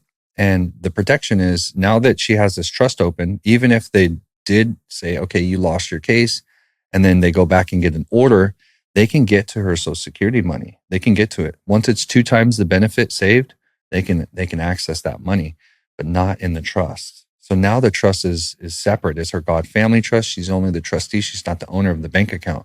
So they'll never have access to it. So there's a protection even for elderly people. And she did that. She used that God family trust, puts God as the grantor. She's the trustee. And you don't have to actually list the beneficiaries because it's private. So some banks, they don't like that. They're like, look, we need a certificate of trust or an abstract of trust. We need more. So I created an entire trust website. It has every type of trust you could ever imagine. Crypto trust, gun trust, pet trust, handicap trust, if you have handicapped people. And then I created parent trust to own them all. And what I did was the original trust that's in there, it's good, it's legit. And Steve, our host, even got a credit card in it for like 10 grand in the EIN number from that God Family Trust. But the new one that I'm putting in comes from the new trust website that we built. And it's an irrevocable, non-grantor ecclesiastical dynasty trust. That's what it's called. And it has all these different clauses. And you can put anything in it. And that trust is going to be on that website. And they'll have every document with ABCDs, instructions, a single page instruction. This is what this document does. This is how the document works. If you want to sell your car to it without transferring the title, here's the document. All the instructions, right? Property, crypto. You want to sell your crypto? You want it on a promissory note or a demand note? Pick which one, and it'll explain to you which one's what. A promissory note's like a structured payment. Demand note, you just call it on demand, and it explains it all. And so I see people out there selling these trusts like 20 grand, just acting like they're lawyers, grifting on everybody. And I really didn't like it. And then they're copycatting my videos. So I said, you know what? It's time to make a trust website and give it out to the people and bring real help. That's what I did. And I created the best, awesomest trusts and put them all together, put every single document you can imagine. Most of them have about 17 different documents. So when they get access to it, it's going to have all the documents. And then how much is that? On the trust website, it's going to be like $4.99 each one. But on our membership, it's only the $50. It's the same trust, but we don't tell people. We do that in order to help these people trying for freedom. Right. So someone might just be interested in the privacy and asset protection, but not necessarily want to go down the whole path of becoming a state national. So they'll find the trust website and they'll have access to knowledge. Real knowledge. $500, bro. And you learn it. Any trust I've ever made has been, well, one was $4,500, but usually about $5 grand, $5,500. And it's just a freaking template. Yeah, you know what I'm saying? It's basically just like a template that I could put my own information in, which is great. But I think that's really cool though, because some people, they don't want to deal with any of this status stuff at all. But I'm seeing more stuff on social media now around this idea, the wealthy own nothing and control everything. Yeah, like those are the guys. People are catching on to that, right? I see even like more kind of mainstream cats in the finance realm who are starting to expose that. Oh, you have this trust, and then you have, your PMA under that, and then Boom. there's an LLC under that. I'm like, dude, this isn't even like a sovereign citizen type stuff at all. This is just straight up finance. They're even starting to let the cat out of the bag, and also that. At one point when I was real new to I wasn't even getting involved in this side of things, but I was like, we bought this house, and I'm just like, well, hopefully we'll have kids someday. So we paid a lawyer a bunch of money for a revocable living trust, like an estate trust that has your will and all that in it. Yeah. And then I found out that has like no protection at all. Someone can still sue you and just take your shit. Yeah, it has to be irrevocable. Yeah. So I think this side of things is really important for people just to protect their assets. Somebody could slip and fall or pretend like they did on your freaking property or something. And cool, they just took your house or your kid's inheritance and their college fund. We created that trust for those people. That's so cool. Separate website, separate information. They'll never even know they're connected. Nobody will know, except like maybe the members on the freedom side. They'll know that they can access it because we'll run emails and tell them. Because if you don't have a special needs kid, you're not going to know how important it is for you to protect them. So a lot of these parents, I never got to say about the parents who have handicapped kids that need help from the federal government, but they're like, how can I be a state national? And so you can still exercise some rights and without having to give up everything. And I know that sounds counterproductive, but it's still true. What says you can't self-determine and claim your nationality? What says you have to agree to the federal government? Because in our case, our son is vaccine damaged. And that comes as a direct result of the structuring of how the system works. And they should be responsible, but obviously that would never, it doesn't happen for everybody. Some people have handicapped children, don't even get that much help. And we found that's how the government was in our case. And our son's fully handicapped, wears diapers, he's 12. And we work with them every day. We do the most unique stuff with them, and it's just how damaged he is. And a lot of families have that. So I want the families to know, we always had this stance. If you're taking any federal assistance, you can't do it. But as I advanced more, I realized the most important part is true freedom. So this is freedom that it gets you empowered to learn more. So it's good that they do it. You don't have to completely get rid of everything. And I know people would say, oh, you can't do that. But what is the best way for someone to live is all that really matters. The most free, the most wealth, the most knowledge, the most protection, the most unity. Once you get all that, then it all like clears up and it makes sense. And that's why I said you're Luke in that moment, because you're thinking for yourself. You're like, is this best for me? Is this not best for me? Once you're doing that, you've got it. Because then you're going to take on what's good. You're going to trust your intuition. You're going to realize like, I am God's child. It's all in me. And you're going to start being attracted and everything's going to magnetize your direction the right way. That's what happens. Yeah, that's been the case for me as I've explored this stuff, because I think pretty early on, I realized what's attractive about this information is much more spiritual than it is even like having anything to do with the government or law or anything. It's like, wait, hold up. If I incarnated here into Earth School intentionally, I knew what the system was before I came here. I've probably been through it a million times and never broken out. Yeah. So the very fact that this information was put in front of me and there's some charm to it, there's an impetus I have within me that's like, I'm like, it's like a moth to a light bulb. I'm kind of like, what's up over there? I got to start to learn. Once I hit a certain point, it was like, okay, I have to take some steps.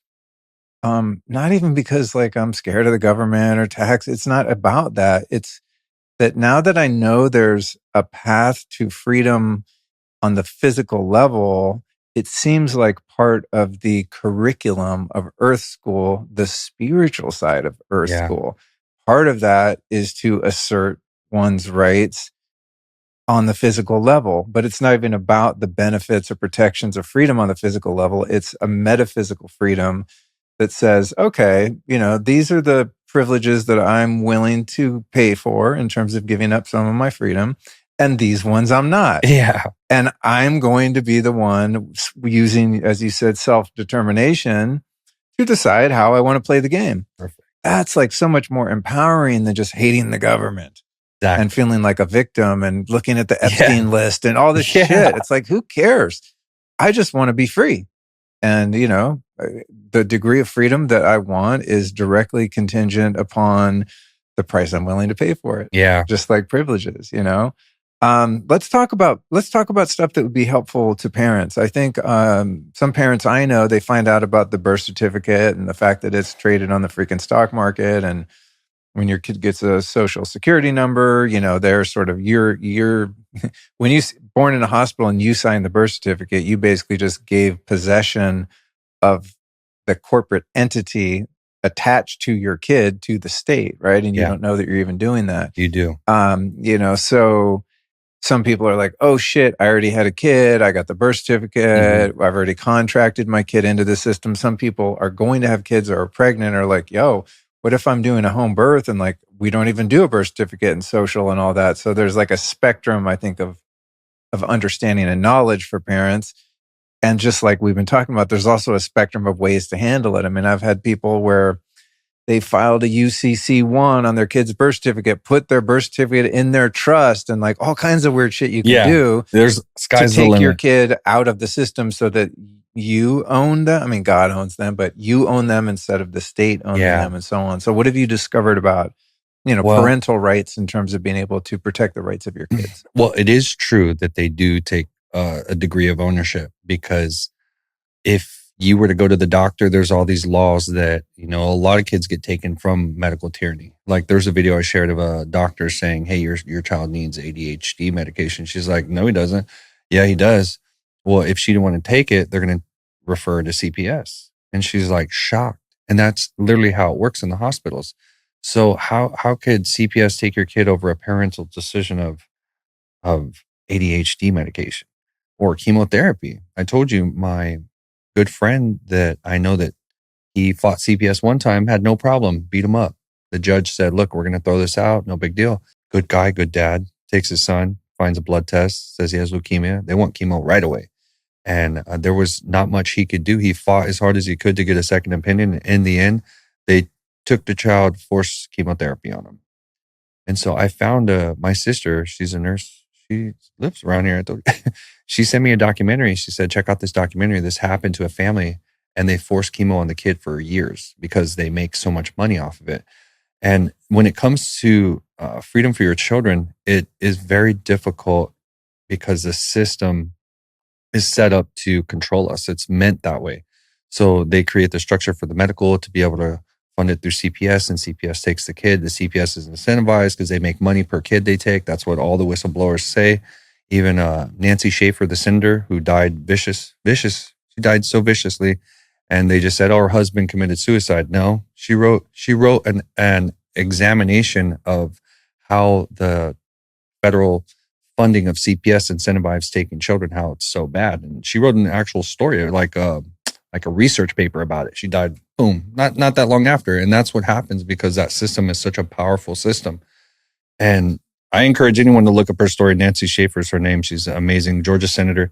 And I even put her in my document where we remove consent from the government, because those type of people, they're rare, they're inspirational, and they should be recognized for what they've, given to share the truth.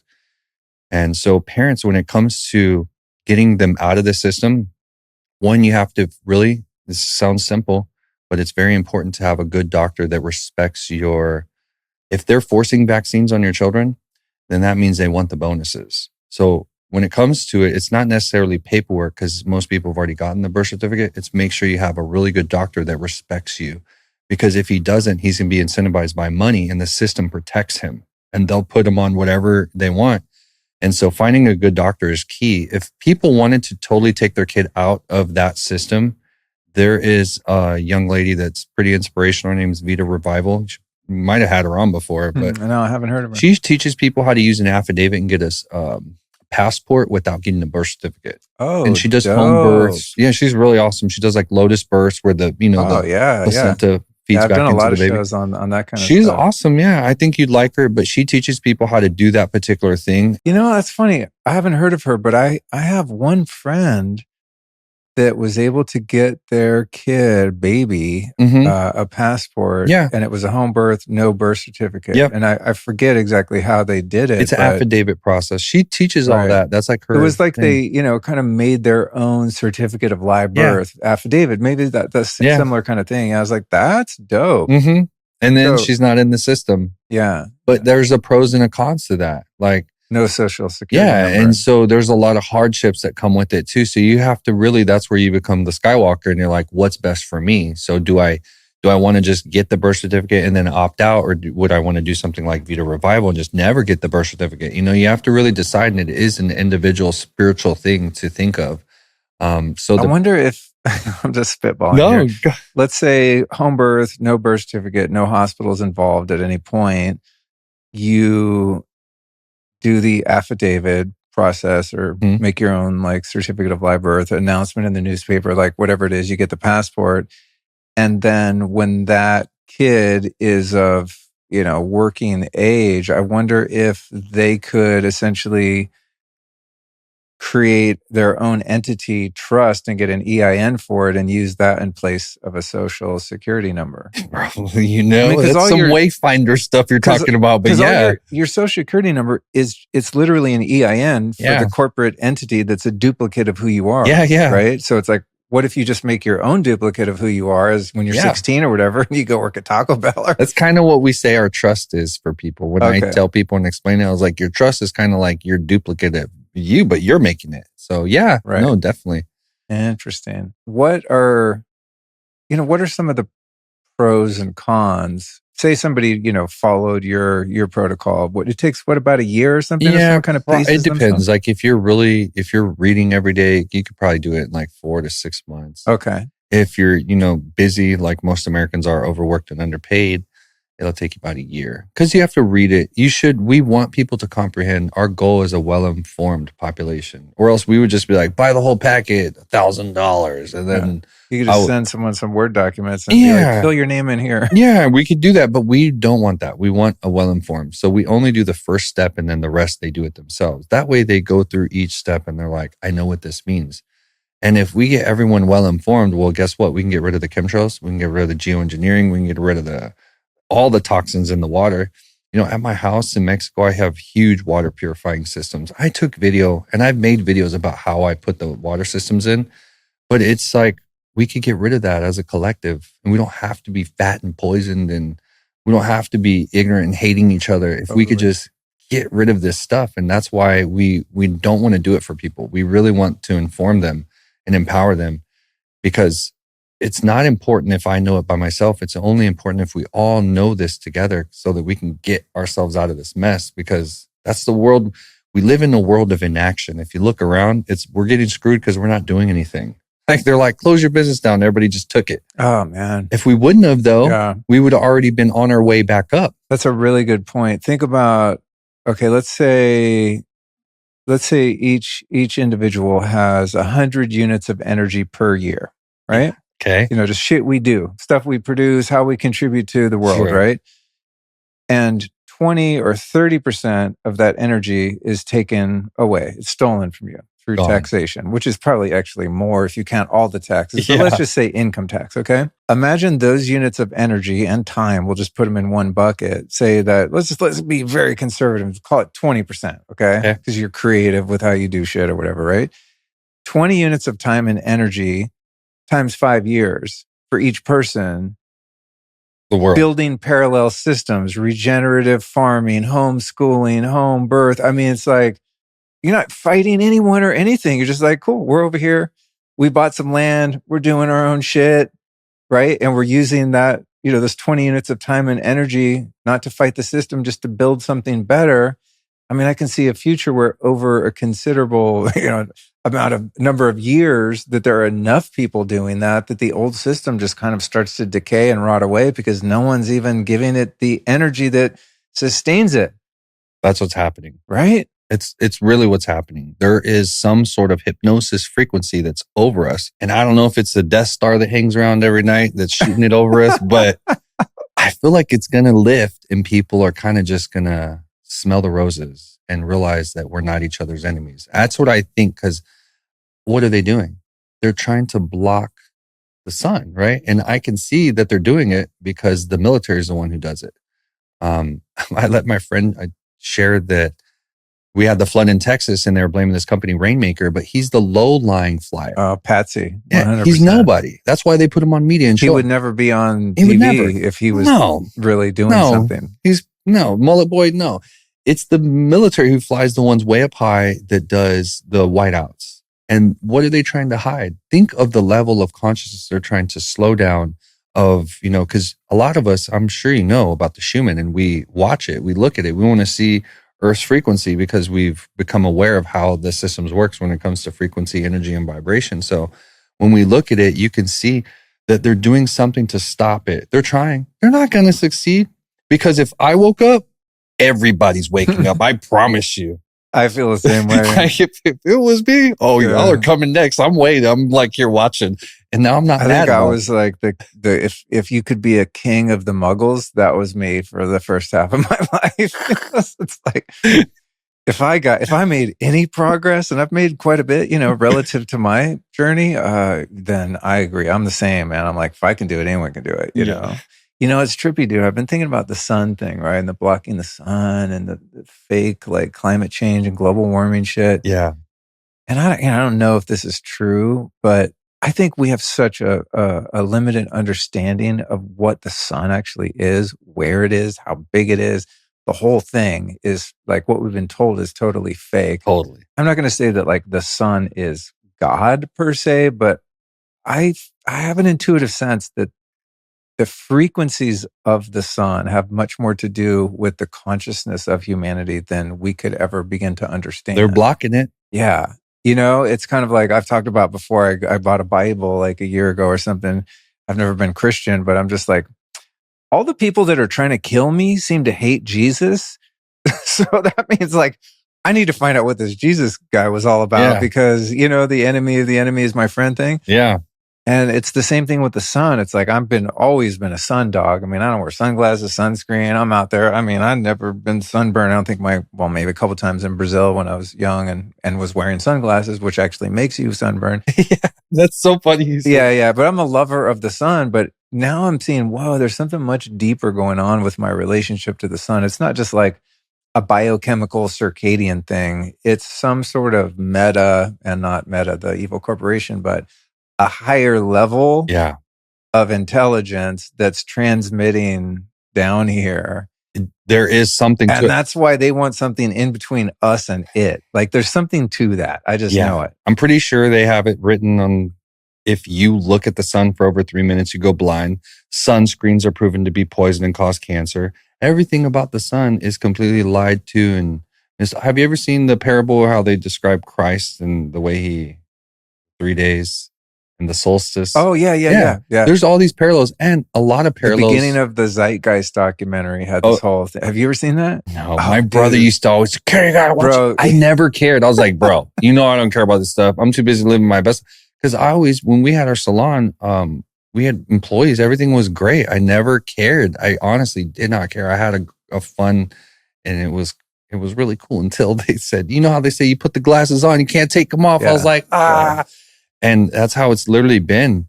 And a lot of things happen. Like I can't explain the way the IRS and Ashley and the judge and the way it all just happened. I'm like, I feel like they're dragging me through. Like, did I choose this or y'all just pulling me here? Because it feels like y'all are doing it, not me. Like, what's going on? I'm like, how's this sometimes it feels like things are happening and it's not necessarily something that I chose to do. It's just happening. And they're like, oh, you're going.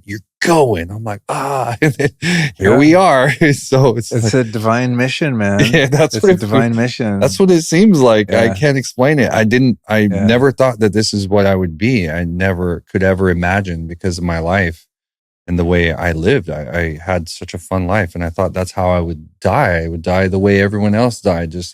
But once that happens and you realize there's more to it, you feel obligated. Like it's like a soul, like a spiritual thing. You can't help it. You're just like, damn it, now I have to. And it's internal, it burns. And if you don't, there's no don't. You have no choice. You're forced almost. That's what it feels like to me sometimes. And it it's kind of lonely too, because you realize not a lot of people can see what you see. So you're not able to talk very much except what they want to talk about. And typically that's very surface level information. Unless you have a podcast. Yeah. I was thinking about this yesterday. Yeah. People I know lost friends and family during the pandemic, and I was like, Definitely.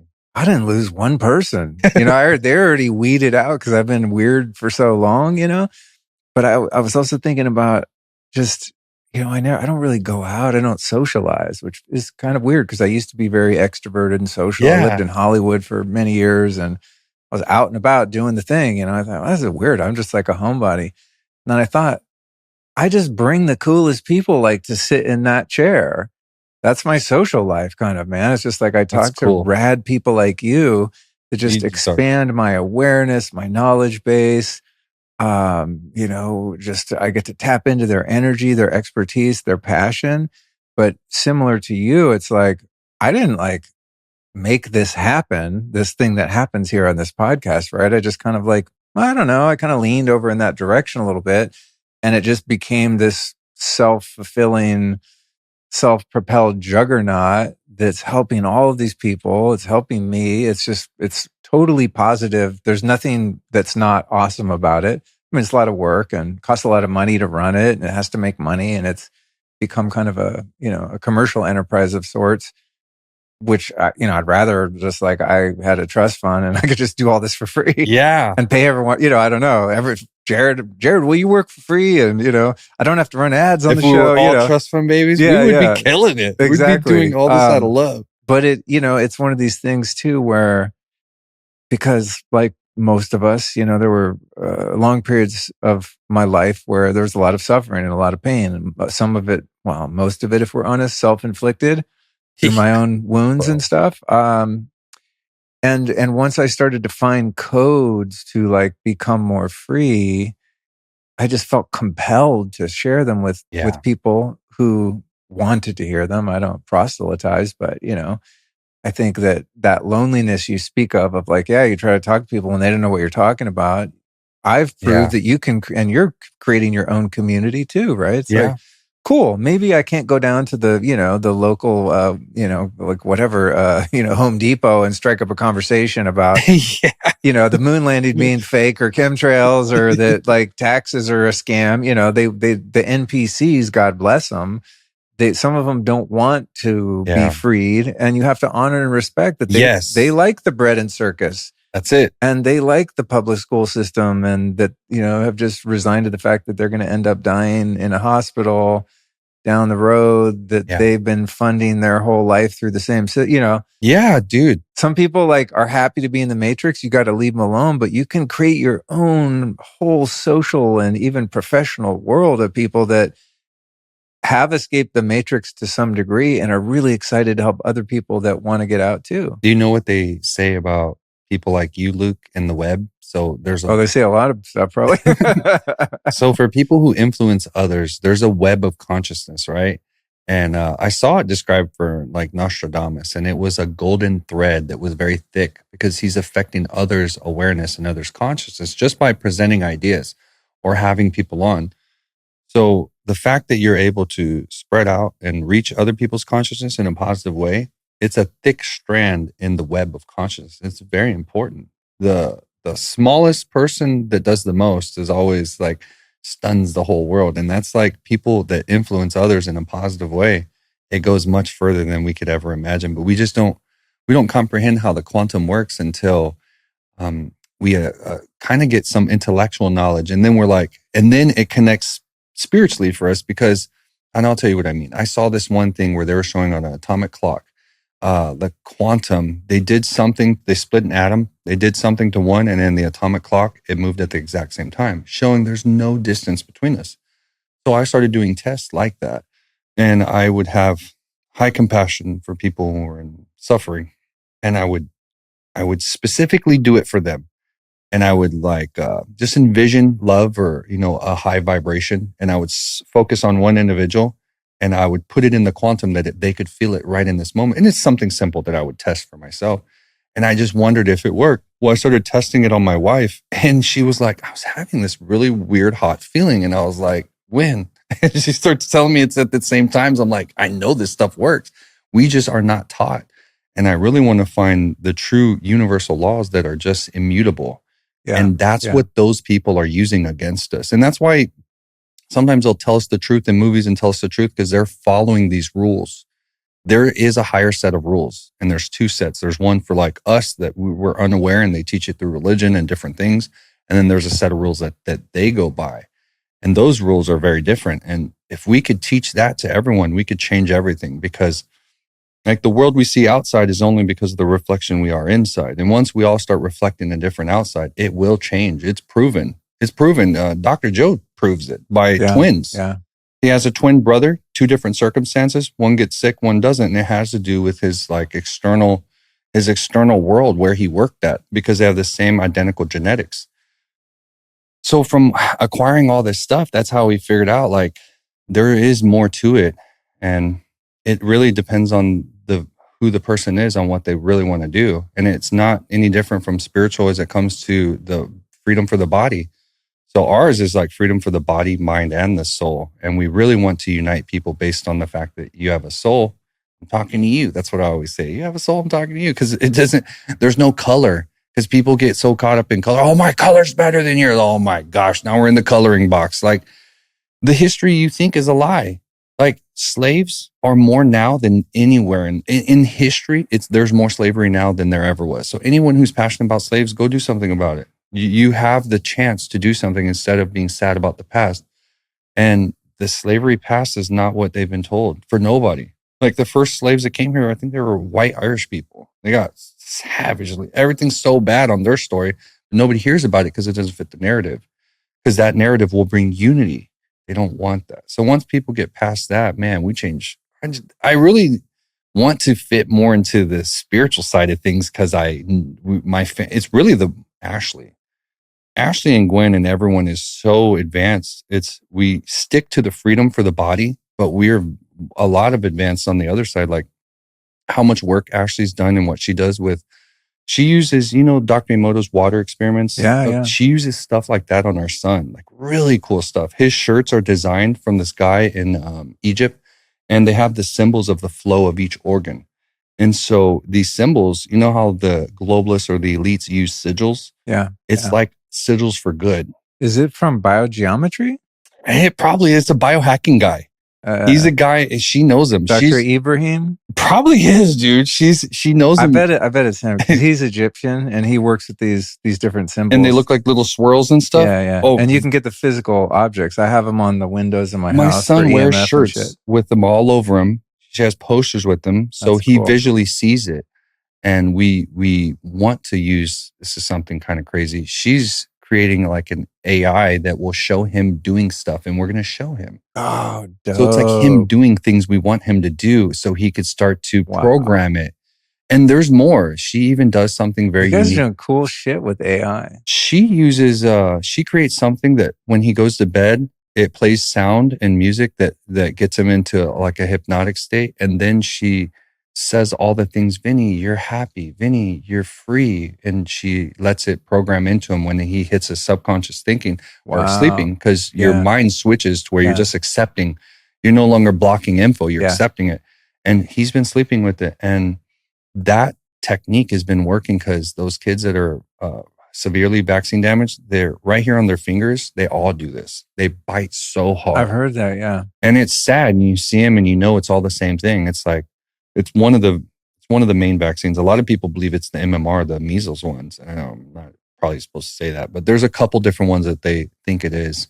And so that's what he does. And since then, he's so happy. He's not always happy, but way more than he ever was. Mm-hmm. And it's using these types of technology. It's really like, it's ancient stuff, but we're finding it again and different people are teaching it and we're able to use it positively. And that all this flows back to the freedom movement. Because if you really want to be free, it's more than just like your body and your taxes. Like, what is the truth? They're lying. I mean, if you turn off the sun, there's no plant life. And just like the plant grows in the sun, so do you. But they tell us that We don't grow in the sun. Cover it up. Don't look at it. But they're lying. Something about everything is a lie. And it's not sad. It's only sad when you first learn. Then it becomes exciting because you're no longer angry at everyone who's asleep. You have a bigger heart. So then it becomes exciting, all the stuff you see. And you're not even, I used to be angry. I see chemtrails, I'd be bothered. Not at all anymore. It's like the opposite. And I want people to know when you're going through this learning curve to be easy on yourself and to remember, the light is at the end of the tunnel and the light is you.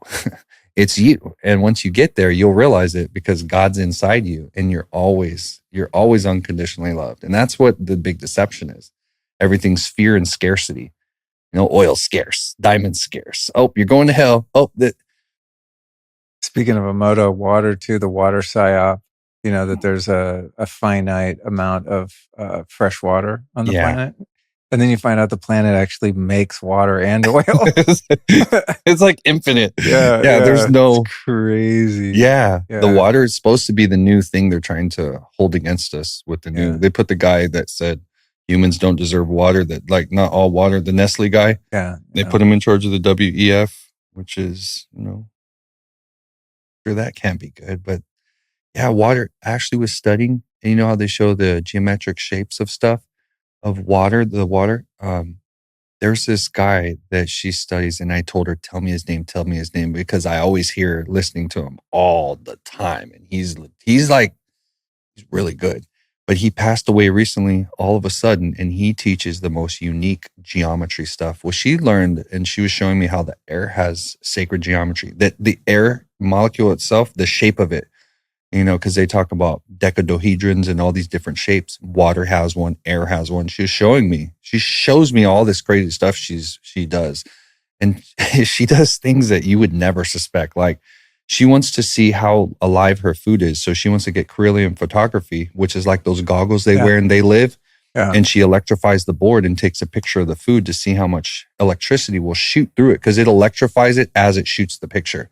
And depending on how much electricity it flows through, it shows you how alive or living the food is. So she's over here doing cookbooks, trying to heal our son. And we did something, the craziest thing we ever did was to shock our system and go fully raw with food that was like, and we don't believe in this. We're not like, oh, we're vegetarians or anything, even though Ashley and Gwen, a lot of times they don't really eat very much meat, where I will. But we all did it for Vinny. And we went raw vegan. Hardest thing I ever did. We did it to detox his system and to flush him out. We did it for 5 months. That's what it's good for. It was hard. And we did it though. It was incredible. Meanwhile, she's making recipes, taking pictures. I'm like, this girl, she's like a little mad scientist. And Gwen's like the same way, but for different stuff. And that's what I have at home. They're like over there doing this, dude. And then I'm doing this stuff. And as a team, we're like, we work so efficient. I'm going to text you a podcast I did a couple years ago with this woman, Veda Austin. Okay. Who took the Dr. Emoto kind of water experiments and went like to the stratosphere with it.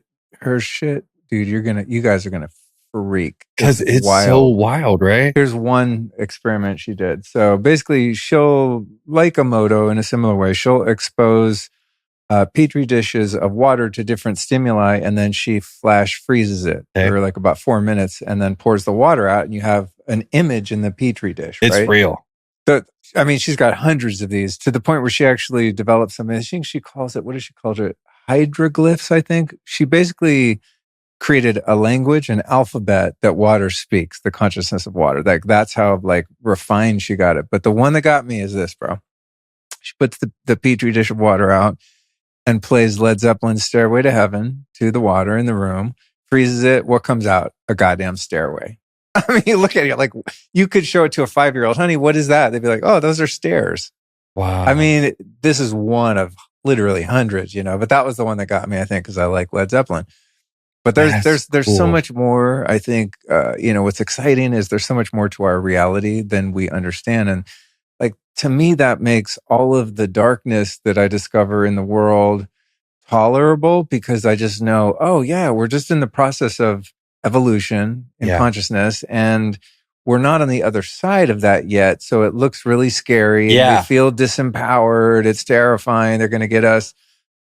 But if you went back in time, you'd see like, wow, we're as a population, humans are way more awake and tapped in than we were 50 years ago, 100 years ago, right? So it's like, for sure. It's just in the timestamp we're seeing right now from our perspective, it seems like we're absolutely doomed because the powers are kind of continuing to encroach and devour us, as the parasites they are. But I think the reason that they're encroaching so like aggressively is because there's such an awakening. I don't know if it's the sun, if it's Christ come back, who knows? Like, I don't really care what it is. All I know is like, I meet more and more people like you all the time in that chair and out in the world. And I'm just like, dude, it was way lonelier, 28 years ago when I got on the beginning, on my path. It was like, wow, there's literally no one I could talk to. And now there's everywhere. Living in Austin helps.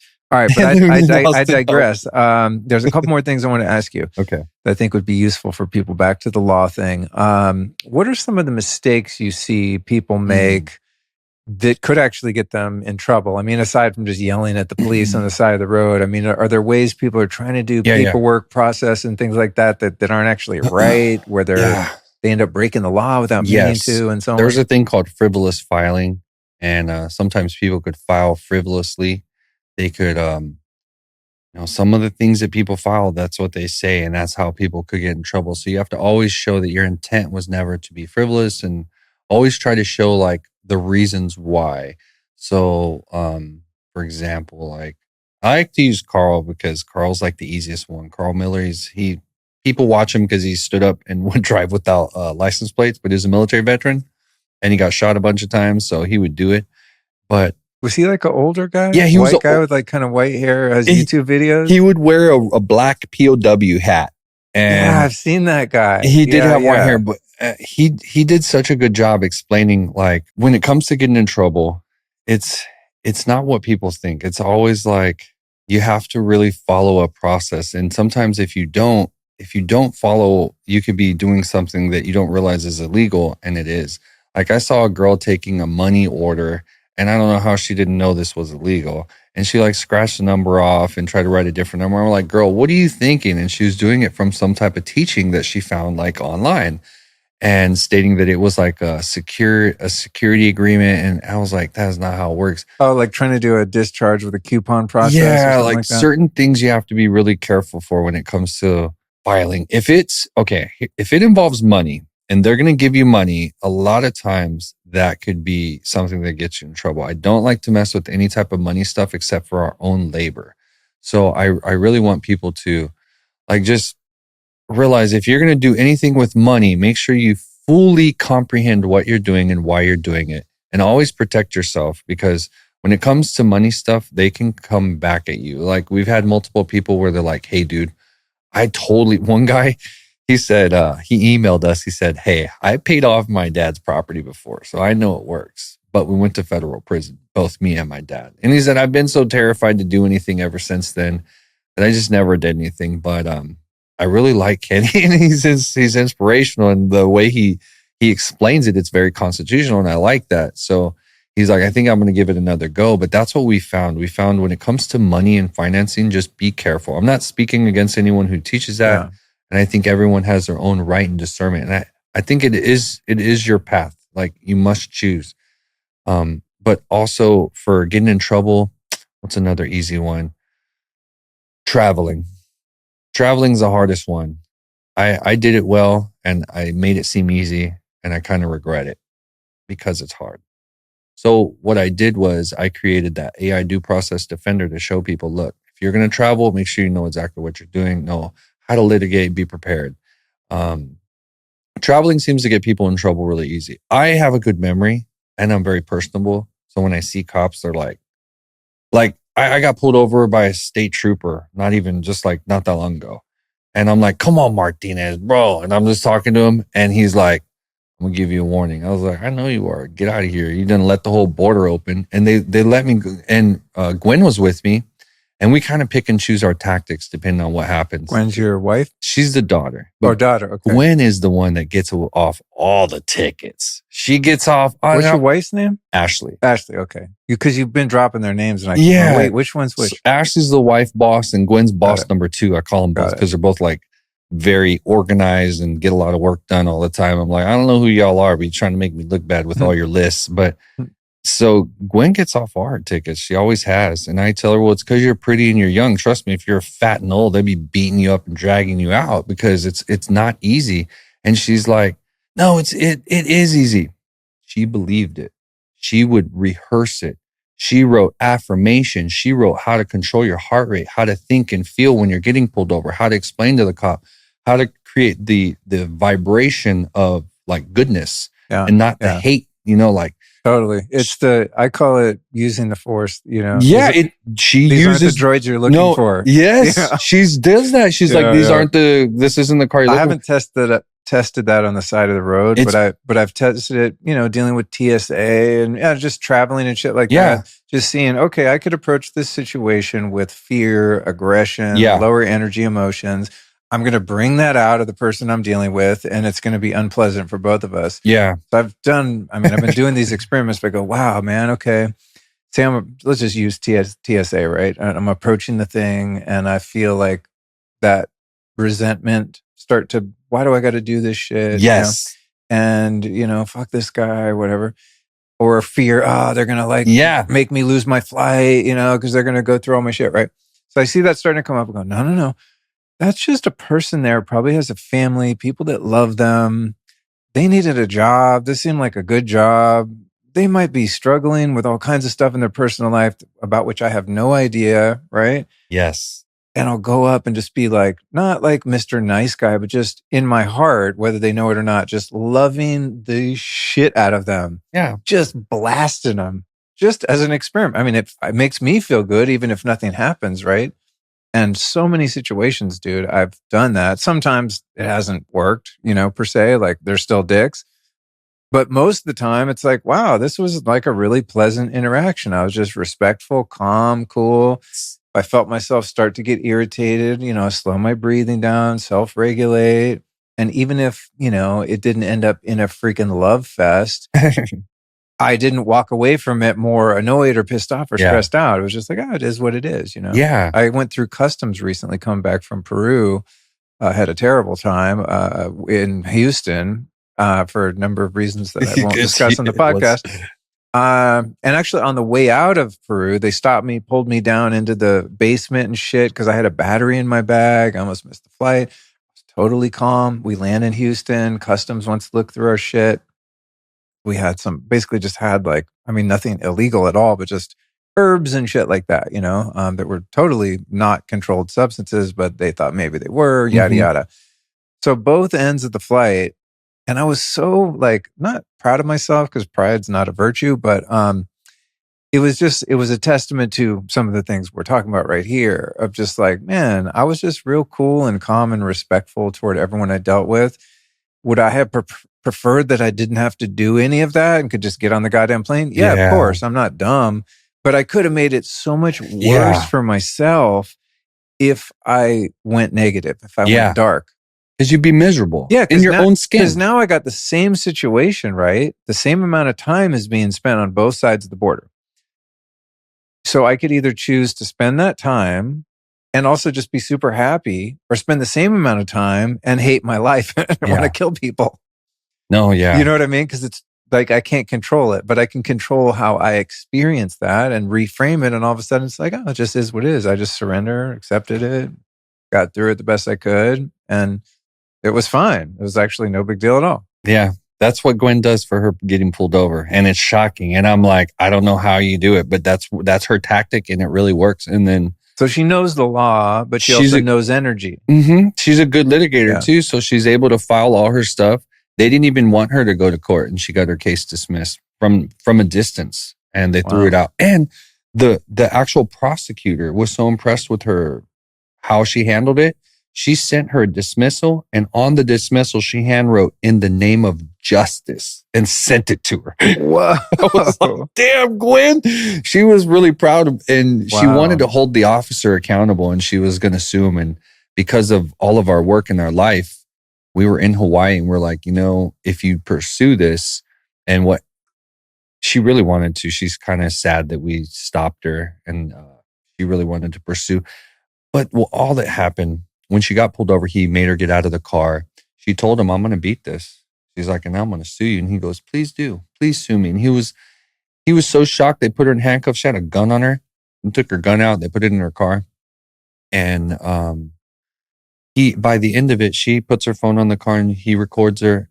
She records him saying, I'm really proud of you. You did a really good job. And that's what it takes. You have to be the person you want to meet. So when she articulates it to them, she articulates it in a way that she knows how it's going to make them feel. So when you can anticipate making someone feel a certain way, you know how to direct the situation. And we always tell people when it's moving negatively, give them the ID. Don't get beat up. Don't get yanked out. Because I'm from here in San Antonio. They done beat my friends up so bad. Not even for none of this stuff. Just for regular stuff in Texas with the cops. The cops are kind of ruthless here.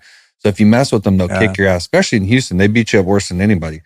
One of my friends was a cop and he told me, dude, we could do anything in Houston. I was like, bro, why are you telling me? Because I would go to the gym a lot. So I had all these gym bros and he was like, Kenny, I went over there for the flood. Dude, we could you think, and he was a sergeant in San Antonio and he could just get away with anything. And I didn't really tell him a lot about freedom because his mindset was just like sports. And, it's just like, there's a certain mindset that I don't even try.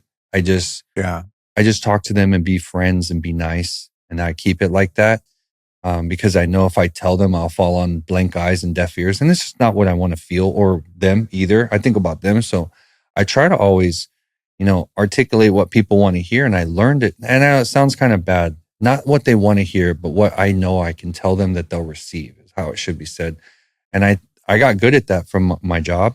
But Gwen these are not the people you want to see gets away. I was like, Gwen, so I want to tell people traveling is difficult and you must be prepared and be good at it. And if you're doing it from a position of not having finances, don't do it from that position. They're going to impound your stuff and they're going to jack you up. You have to be a good litigator when it comes to it because it always leads there. So I don't know when it comes to freedom, like how you described, is that really worth it? So traveling can get you in trouble. We do know how, and it is a real thing and people can get away with it and do it, but you have to be good. It seems like if you want to go whole hog with, with that, I mean, it's like, getting the DOT number, the DOT plates, owning your car outright, having the MCO in the glove box, having your car in a trust, filing a UCC1 on it. I mean, it's like,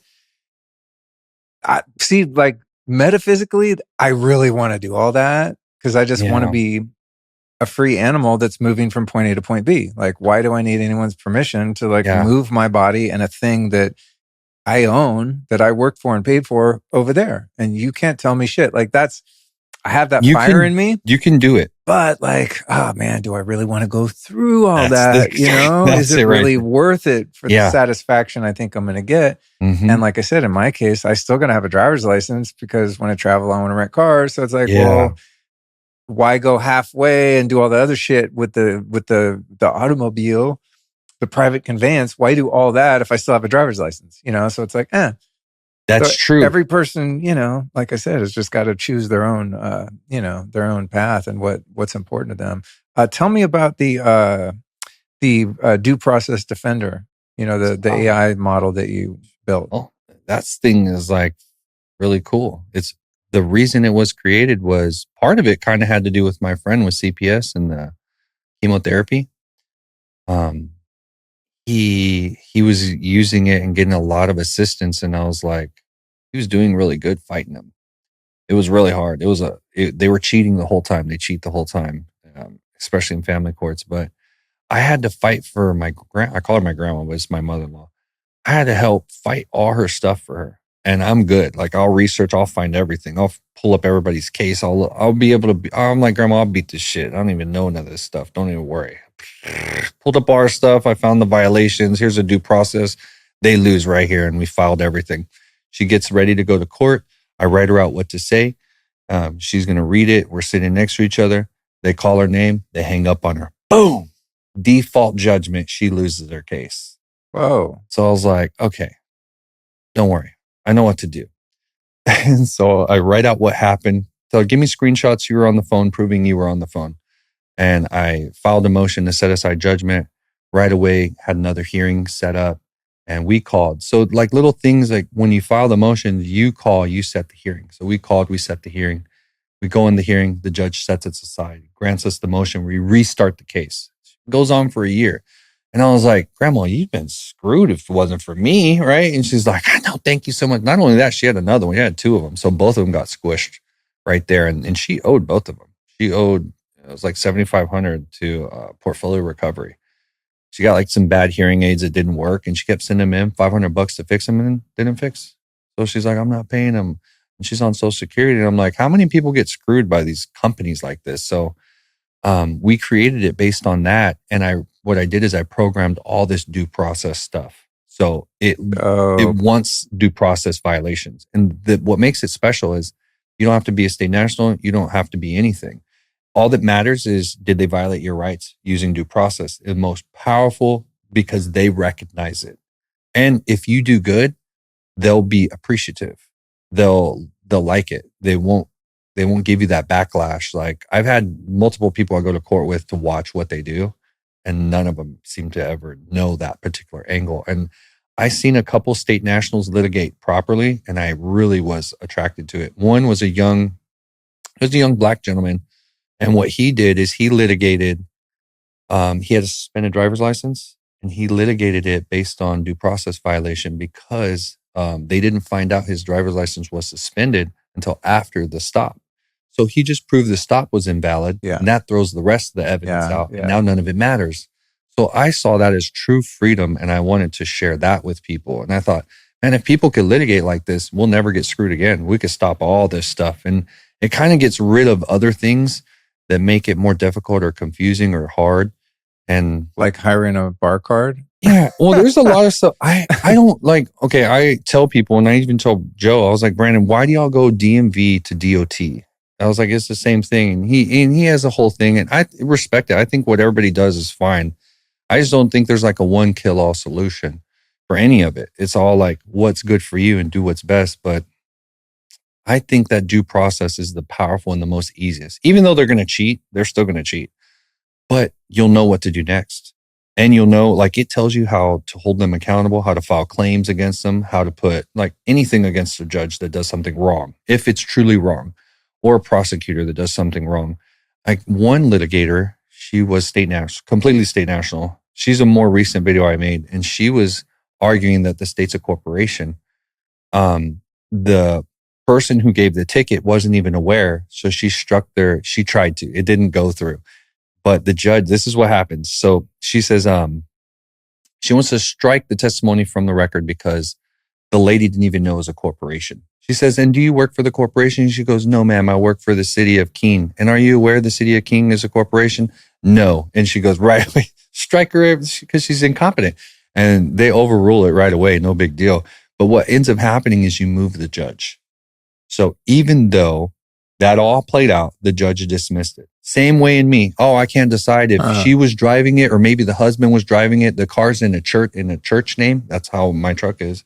It's in the ministry name. It's the main trust ministry for State Nationals Rock. It's called House of Rocks, and that's what the car's in. So outside it, that's what it's all. And so everything we create is projects of. So we have one that's called SNR Save the Children, which is like anti-child trafficking information, which we're going to elaborate a lot more on that coming up. And then we had a supplement site, and that's how we know about the supplements all coming from, you know where? They really do. Yeah. In bulk. Yeah. And all of them use it. So especially the ones on Amazon. All of them. Yeah. Like that's just how it is. So yeah, I'm always like going off on the deep end. That's how I can't help it. I just like keep going, and then I'm like, where do we start this at again? Well, I could change the name. I could change the name of the show from the Lifestylist to the Deep End. The Deep End podcast is actually a good name. You know what? I'm going to edit that out so no one does it because that's a good name. Just kidding, editors. You can leave it in. God bless the entrepreneur out there that does it. But will you look up is there a podcast, Jared, called The Deep End? Because that's a good ass name for a podcast. Okay, before you wrap up, how does the Due Process Defender app work? Like AI, is it an app on your phone or website, web based? Like how does someone get that? How much does it cost, et cetera? Okay, so the way it's currently structured is, in order to get it full functionality, it's built on ChatGPT base. So you would use it through your ChatGPT, but you get access through us because we programmed it. Got it. Okay. So we currently have So you have like all of your prompts and the model. Yeah. So when you get it, Okay, pops got it. in and it says due process defender and you run it cool. through your ChatGPT account. Cool. But it won't always be like that. We've had a guy that's really good and he's been building it to be on our platform, but it's a pain in the butt. And it wasn't easy to do because we wanted the full functionality. And if it was going to reduce functionality, we didn't want to put it out because we want to give the help. So by leaving it on ChatGPT, it removes our control, which I didn't like because now they have it and I don't really like. Right. So it is what it is. But in order to get it to the people, that's how I had to make it. Yeah. But once it's completed by the end of the year, it will be solely on our website. So currently you just go purchase the link, you get access and you have your own account with ChatGPT. So it opens right up straight to it. And then it just works like that. That's epic. You can't really rely on like consumer grade Chat GPT for like if you start researching shit that we've talked about, it's totally censored and it's like that's a conspiracy theory, sovereign citizen shit. But as long as you don't trigger it to start lying to you, it's really even the consumer grade is really useful. I needed to appeal a FOIA request that I did that was redacted in a way that I didn't like. So I just scanned the letters they sent me and just put that in a chat and was like, make this appeal for me. And it's like 3 seconds later, I have like a perfect appeal. Dude, if I had to sit down and figure out how to write that myself, where to send it, what the verbiage is, look up the codes that, like, are you kidding me? Yeah. I mean, honestly, wouldn't even have done it. No, but what it's you just use so dope. Like what a great resource, Definitely. because I didn't trigger it into doing, anything like weird. It was just like, cool, this is standard law shit. Here's what you do. It's freaking amazing, dude. Makes me a perfectly designed, like notary page. Mm-hmm. The whole thing is amazing. Yeah. No, it works really well. Ours just has like the actual, it says number one, it looks for a constitutional violation. And if it exists, it'll find it. Rad. And then the second thing, it looks for due process. So if anything in the due process programming, because it has over 100 prompts of due process violations. Like if this happens, this is the remedy, this is the case law. And it has it in its actual programming. And that's what makes it different. So like I had one guy say, well, I could just use ChatGPT. You could to a certain extent, but not like this. This thing works differently. Like I said, I got a red light ticket. And it was like, well, where'd you get it at? And I got it over here. Well, good thing red light tickets are illegal in your area. So use this. And it knows right away because I told it, if it is illegal, first check, is it constitutional? Because if it's not, let's hit them there. Because that's like a ball punch. Mm-hmm. And we don't have to worry about all the other stuff. Status, nothing matters. Your shit's illegal. It violates the and like in my city, there's still one county, or it's not even a county. It's like a little area. It's a mini city. They have illegal red light cameras up and running. Wow. Because the people don't fight it. Yeah. They just let it. It's illegal, but they're up because of the consent of the people. It's Leon Valley, Texas. It's right on Bandera Road. And they have them up taking pictures still. Even if you just park there and you stop a little slow and nudge, it's picturing everybody and giving them tickets and they're paying it. Wow. I don't have enough time, but I really wanted to just like file all these little lawsuits and stop stuff like this to show people the power. But probably the one we will do is TikTok because we hired someone to do it and it's just certain people aren't the same. They don't have the same ethics and work quality. And we're just like, hey, we're ready to push forward 6 months. I'm like, dude, no. So we might use it to sue them since they really did give us a 10-year ban and sent it to us. And what they said is for 10 years, your videos will be undelivered till 2034. And I was like, what's undelivered? Like, how did they write this verbiage? And they sent it to me. And so I was like, okay, I'll post constitutional videos. Ban. I'll post a video to go sign a petition. Ban. I'll post a video about a damn cat meme. Ban. I was like, wow, now I know what undelivered means. You're banned for anything you post. And literally, I can't post there. Nothing. And I was like, wow. And I made over 30 accounts. I had one at 500,000, 250,000, 100,000, and they just kept striking them. And they'll strike 10 at a time. And I did it twice. Two big pushes, and I made 10 accounts and 11 accounts. and I had them all going because they kept giving me, the 2 flags. So I didn't want to get it banned. So I'd start the next one and I'd build it up, and I just kept doing it. And, both times they struck them down, all of them at the same time. So then I just built random ones, and I got up to like 28 different accounts I've made. But it's so bad now that I just have one private account and I use it to make my videos, because that's how I make those videos you see. I make them on TikTok. I was wondering how you did that. Yeah, I'm not very tech savvy with the phones, and I'm like, man, these videos are dope. How do you do that? I make them on TikTok, and then I take them over to CapCut, and I cut them on CapCut. Okay. And that's how I do it. Yeah. So for anybody those speaking, like what we're talking about, I'm sure people have seen them. It's like a green screen thing where you'll have a document or another video, and then your little talking heads like talking about the thing behind you. That shit. Yeah. Yeah, I've always wondered how people do that. We show people how to make them too. There's a part on our website where we had like an education section. I show people, look. So I'm like recording, and I'm like, cool. Look, this is how I do it. And I could go learn that then. I was like, I want people to do it because it's sharing the truth. And when you care about the truth, even like there was a video I could have made that would have got a ton of views. And I trust my intuition. And it was like, no. I was like, no. My friend made a video, same topic. It wasn't exactly like I would make it, but it was short. It was like a minute and a half. I was like, ooh, that's good, because the algorithm loves short videos. I put it on, 5 million views. Not for me, for him, and the truth. And that's what I was like. I was laying there feeling all good about myself because the truth got out. This wasn't my face. It was just the truth. And I realized, like, see, this is what it's about. When you're genuine and you really just care about seeing that happen, that's what resonates with people who see your stuff, because they know, they're like, that dude, you can feel it. It's not even what you hear, it's what you feel when you watch people. Yeah. I do a lot of tricky stuff too. What I do is I put songs that catch people's attention. And I know we all have short attention spans from social media. So I put short, catchy songs, and I put movements in between each picture. And that's all I do.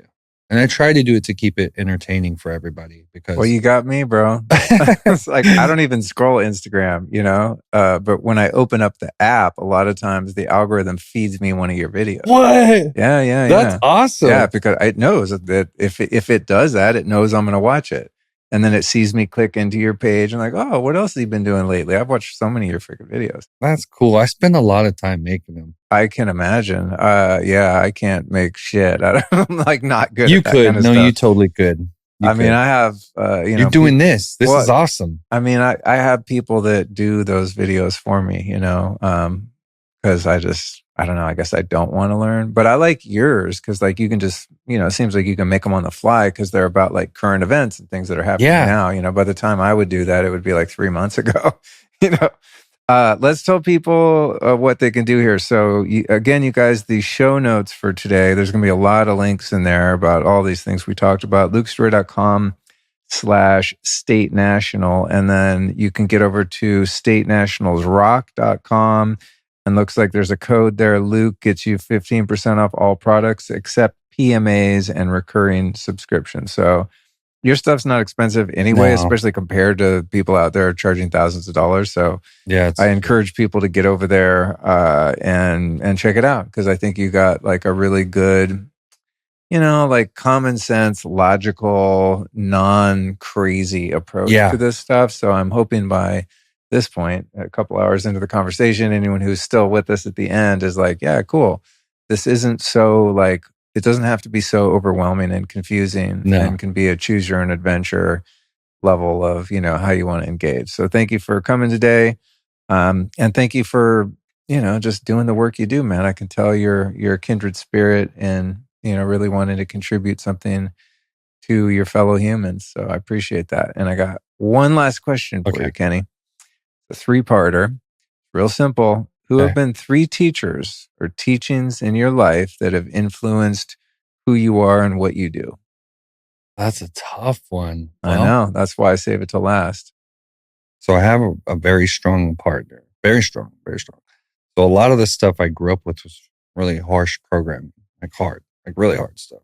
And I realized as an adult, the purpose of it is to overcome. Because once you get the obstacle, it doesn't matter to you, overcome it. And then the obstacle isn't an obstacle. It's like your greatest achievement. So I have a partner that's really strong and saw me like through all the stuff.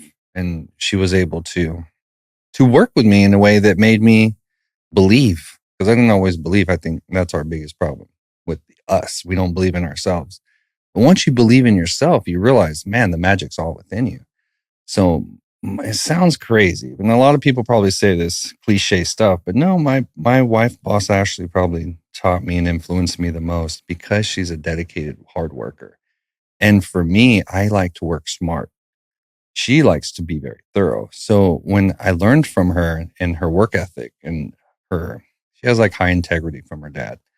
I didn't have it. I didn't have any of those things. And I definitely didn't have, I use brains. That's how I am. I don't like certain laborious things. And with her, I became that and I achieved and I was really succeeding. So what I learned from Ashley changed a lot of who I was. It kind of shocked me. I didn't know I was going to become the person I became, but a lot of it is contributed to my wife boss, which is shocking, but it's true. And not that many people could say it, but she's a very inspiring individual. She's always helped all the people around her. She teaches them. She used to travel all over the world doing hair, and a lot of people flocked to her for that. And so that's how she was able to build our salon, because she would have people who wanted to work with her because she was an international educator. And by seeing how she treats everyone, even the little people, it's inspiring. It's very inspiring. So I did get that from her because I would be a lot more harsher. And seeing the compassion and the education, she's an educator. I got a lot of that came from my wife boss. So the hardest things I learned, this isn't sound, it's two other people. Dr. Joe Dispenza, which is one of our favorites. We love Dr. Joe's teachings. We fully are very thankful for his contribution to the collective awareness. And another one's probably the most difficult one, comes from the teacher that we took from our Vipassana training. His name's S.N. Goenka. The teachings are extremely difficult. It's very hard to comprehend. You don't get there until you've really found who you want to be. And that's that Luke Skywalker moment where you're like, I want to be this. You don't worry about what they say or what they say. You know your path. And I got that from Goenka because I wanted to quit. He has that course. It's free. You go, there's here some in Texas. They're in all the states. And I really wanted to quit from Goenka, but his teachings were difficult, very hard to comprehend. His accent was thick and it makes you want to quit. But when I finally did overcome that, it was a bigger overcoming than I realized.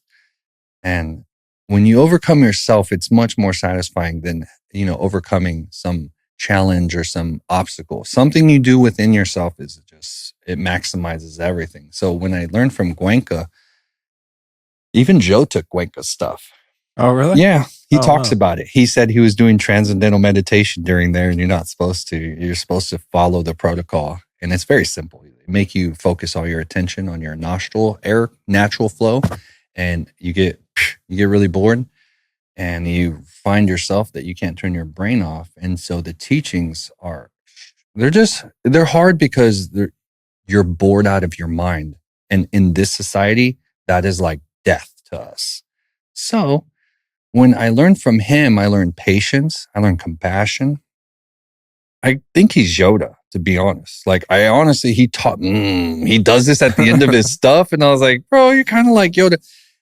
That's where I got probably the best values. It came from Dr. Joe, my wife boss, who does a lot of Dr. Joe stuff, and Goenka. Those three. I mean, I got Yoda. I always say Joe's like a version or like a version of Christ because he seems like it. He talks like it.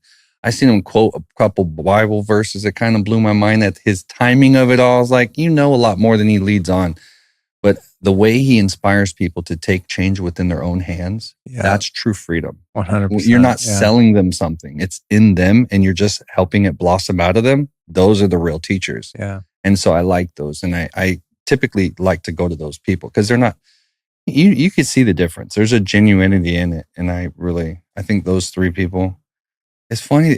I didn't think, I would never have thought I would say Ashley in all of this, but she's the one. She's like, it's hard to do. She's the leader of our whole family. She meditates the most. She does the most. I don't know how to explain it. Dude, I relate. She should probably be here instead of me, to be honest. I got one downstairs.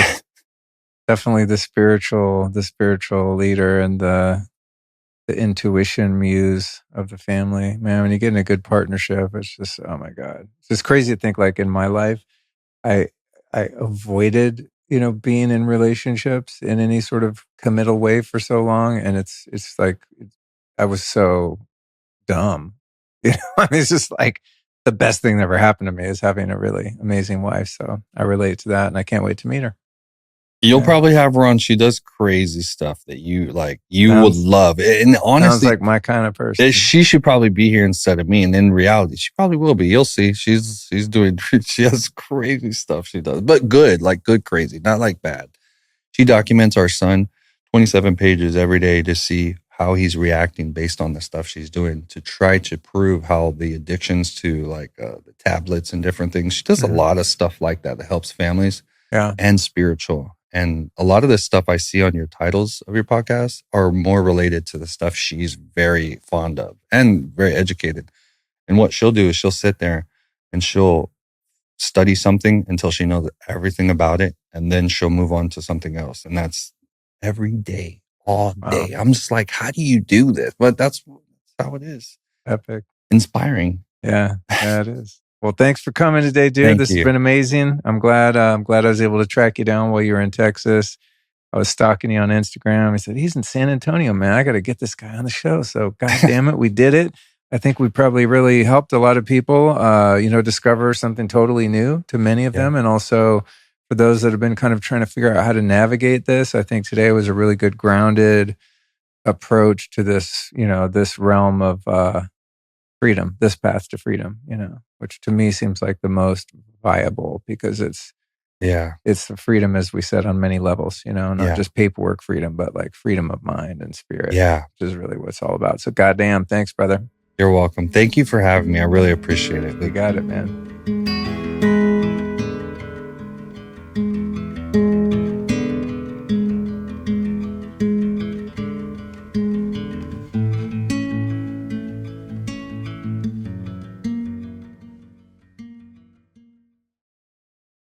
What's up, friends? Glad you could hang out with me for this week's episode of The Lifestylist. If you want to make sure you never miss a single damn thing, hit that subscribe or follow button right now, because new episodes drop every Tuesday, plus the last Friday of every month we do a raw Ask Me Anything session based on your questions. And here's something a lot of listeners don't know. At lukestorey.com/podcast, you can search the entire back catalog. I'm talking over 600 episodes of biohacking, spirituality, healing, and straight-up truth bombs. You can punch in any topic or guest you're curious about, and you'll pull up exactly what you want in seconds. And hey, if today's episode moved you, share it with a friend. Text it, post it, slide it into a DM, whatever. Word of mouth is how this community grows. And I've got one request for you. If you've gotten value from this show, one simple way to give back is to leave a quick rating and review. It really helps me reach new people and lets me know which episodes hit the hardest. And I can't emphasize enough how much your rating and review matters. There's a reason why almost every host begs their audiences to do it, but unfortunately, most listeners don't take action. So be the one who does. And once you do, go back and hit up lukestorey.com/podcast, where you can dive into all the archives, the audio, video, show notes, and of course, transcripts.